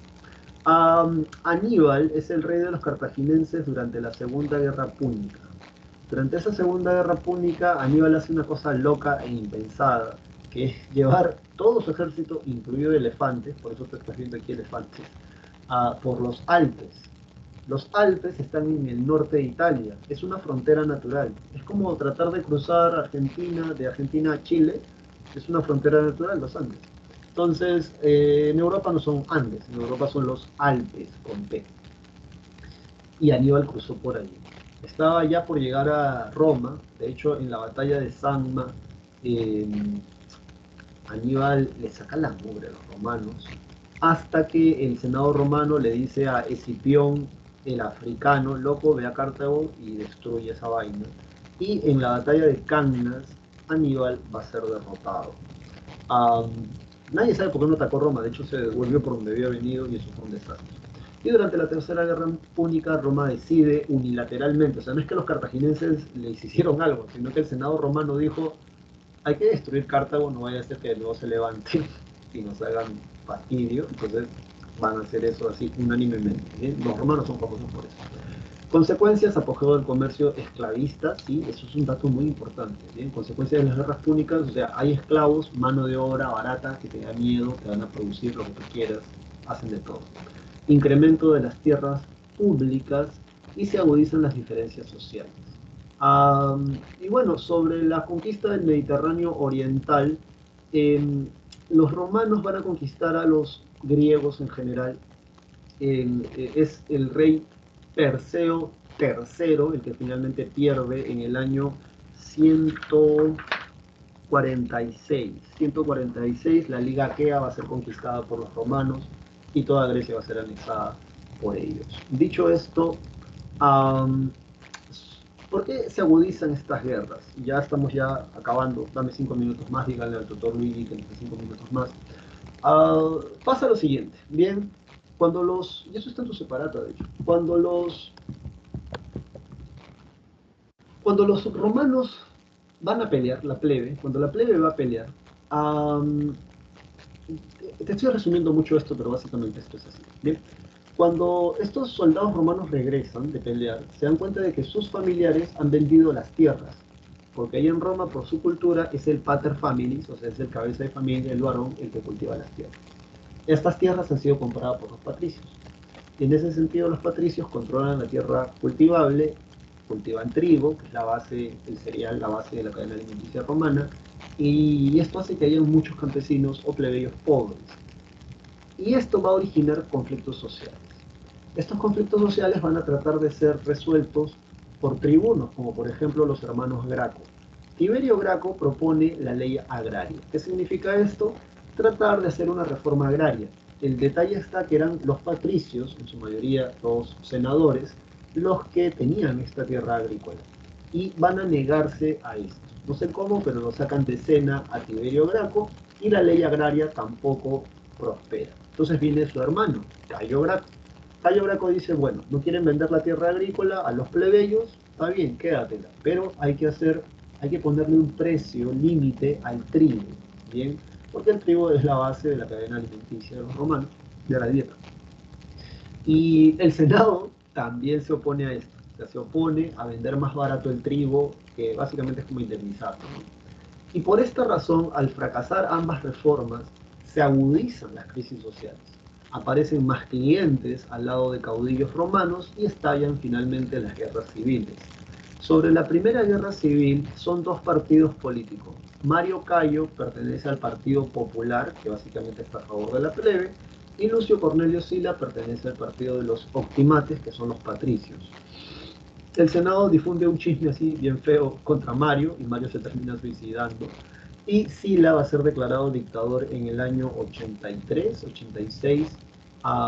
Y bueno, esto te lo estoy resumiendo así, pero básicamente entre Mario y Sila se mandaban a matar a gente. O sea, si Mario estaba ganando, mandaban a matar gente. Si Sila estaba ganando como dictador, mandaban a matar gente. Y ahí queda. Los problemas siguen sin resolverse. Luego llega la Segunda Guerra Civil y aprovecha porque ya nos quedan 3 minutos nada más.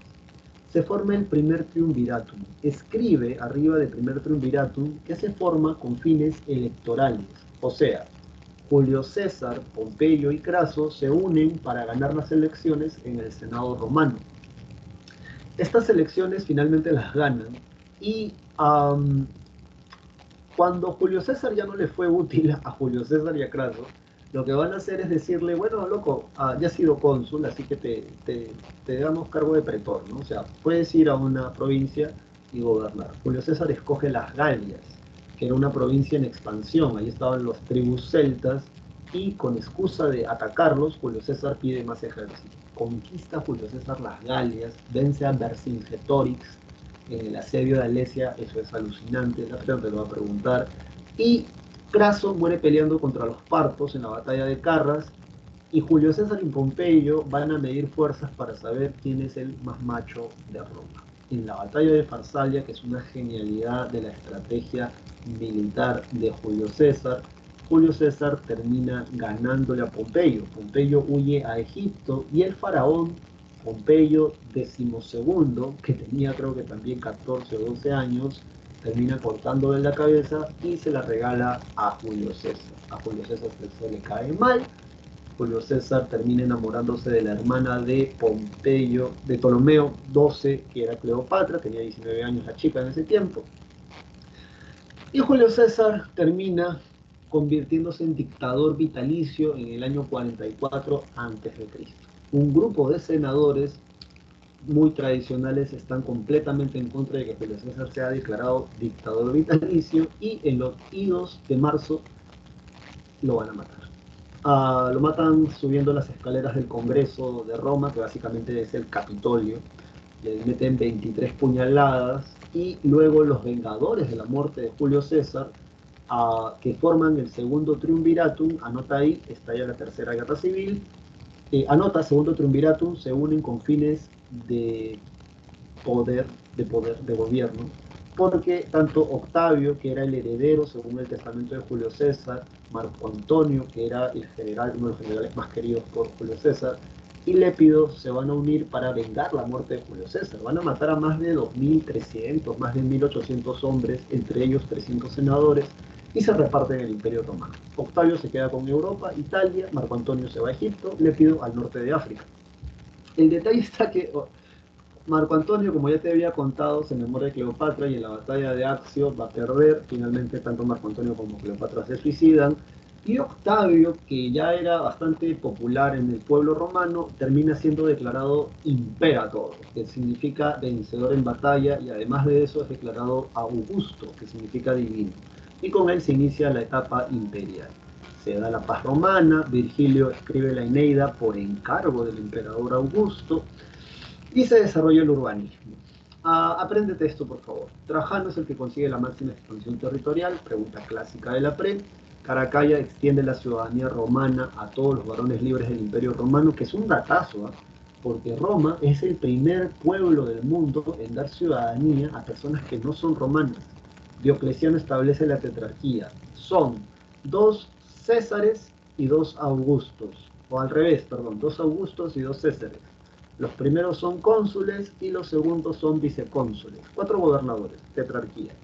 Pero el que tú sí o sí tienes que estudiar son estos 2 o 3 últimos. Constantino es el que cambia la capital a Constantinopla, que es un dato muy importante porque esta es Roma oriental. Yo te lo voy a enseñar en pantalla. Y además da el edicto de Milán en el año 313, tolerancia religiosa al cristianismo. Constantino, de hecho, es el primer emperador romano cristiano. Teodosio, años después, en el año 395, da el edicto de Tesalónica, donde convierte el cristianismo en la religión oficial del Imperio Romano y además divide el Imperio Romano entre sus 2 hijos. A Honorio le da Roma occidental, doble C, y a Arcadio le da Roma oriental. Bien, el último emperador de la parte occidental es Rómulo Augustulo, tenía 17 años, y el caudillo de los érulos, llamado Odoacro, en el año 476 termina deponiendo al emperador, manda los insignias reales a Roma Oriental y con eso se inicia, históricamente hablando, la Edad Media. Ahora bien, esta es la expansión territorial conseguida por Trajano, esta es la expansión territorial conseguida por Trajano. Vamos a reducir esto. Sí. Y bueno, ¿dónde está Constantinopla? Y con esto ya acabamos la clase. Roma occidental es esta parte de acá, Roma oriental es esta otra parte. Acá está, por cierto, no puedo. Justo se me acaba la pila de esto. Acá está Constantinopla. Sí, está. A ver, espérenme, voy a usar el... Aquí está Constantinopla, ¿bien? En esta parte de aquí.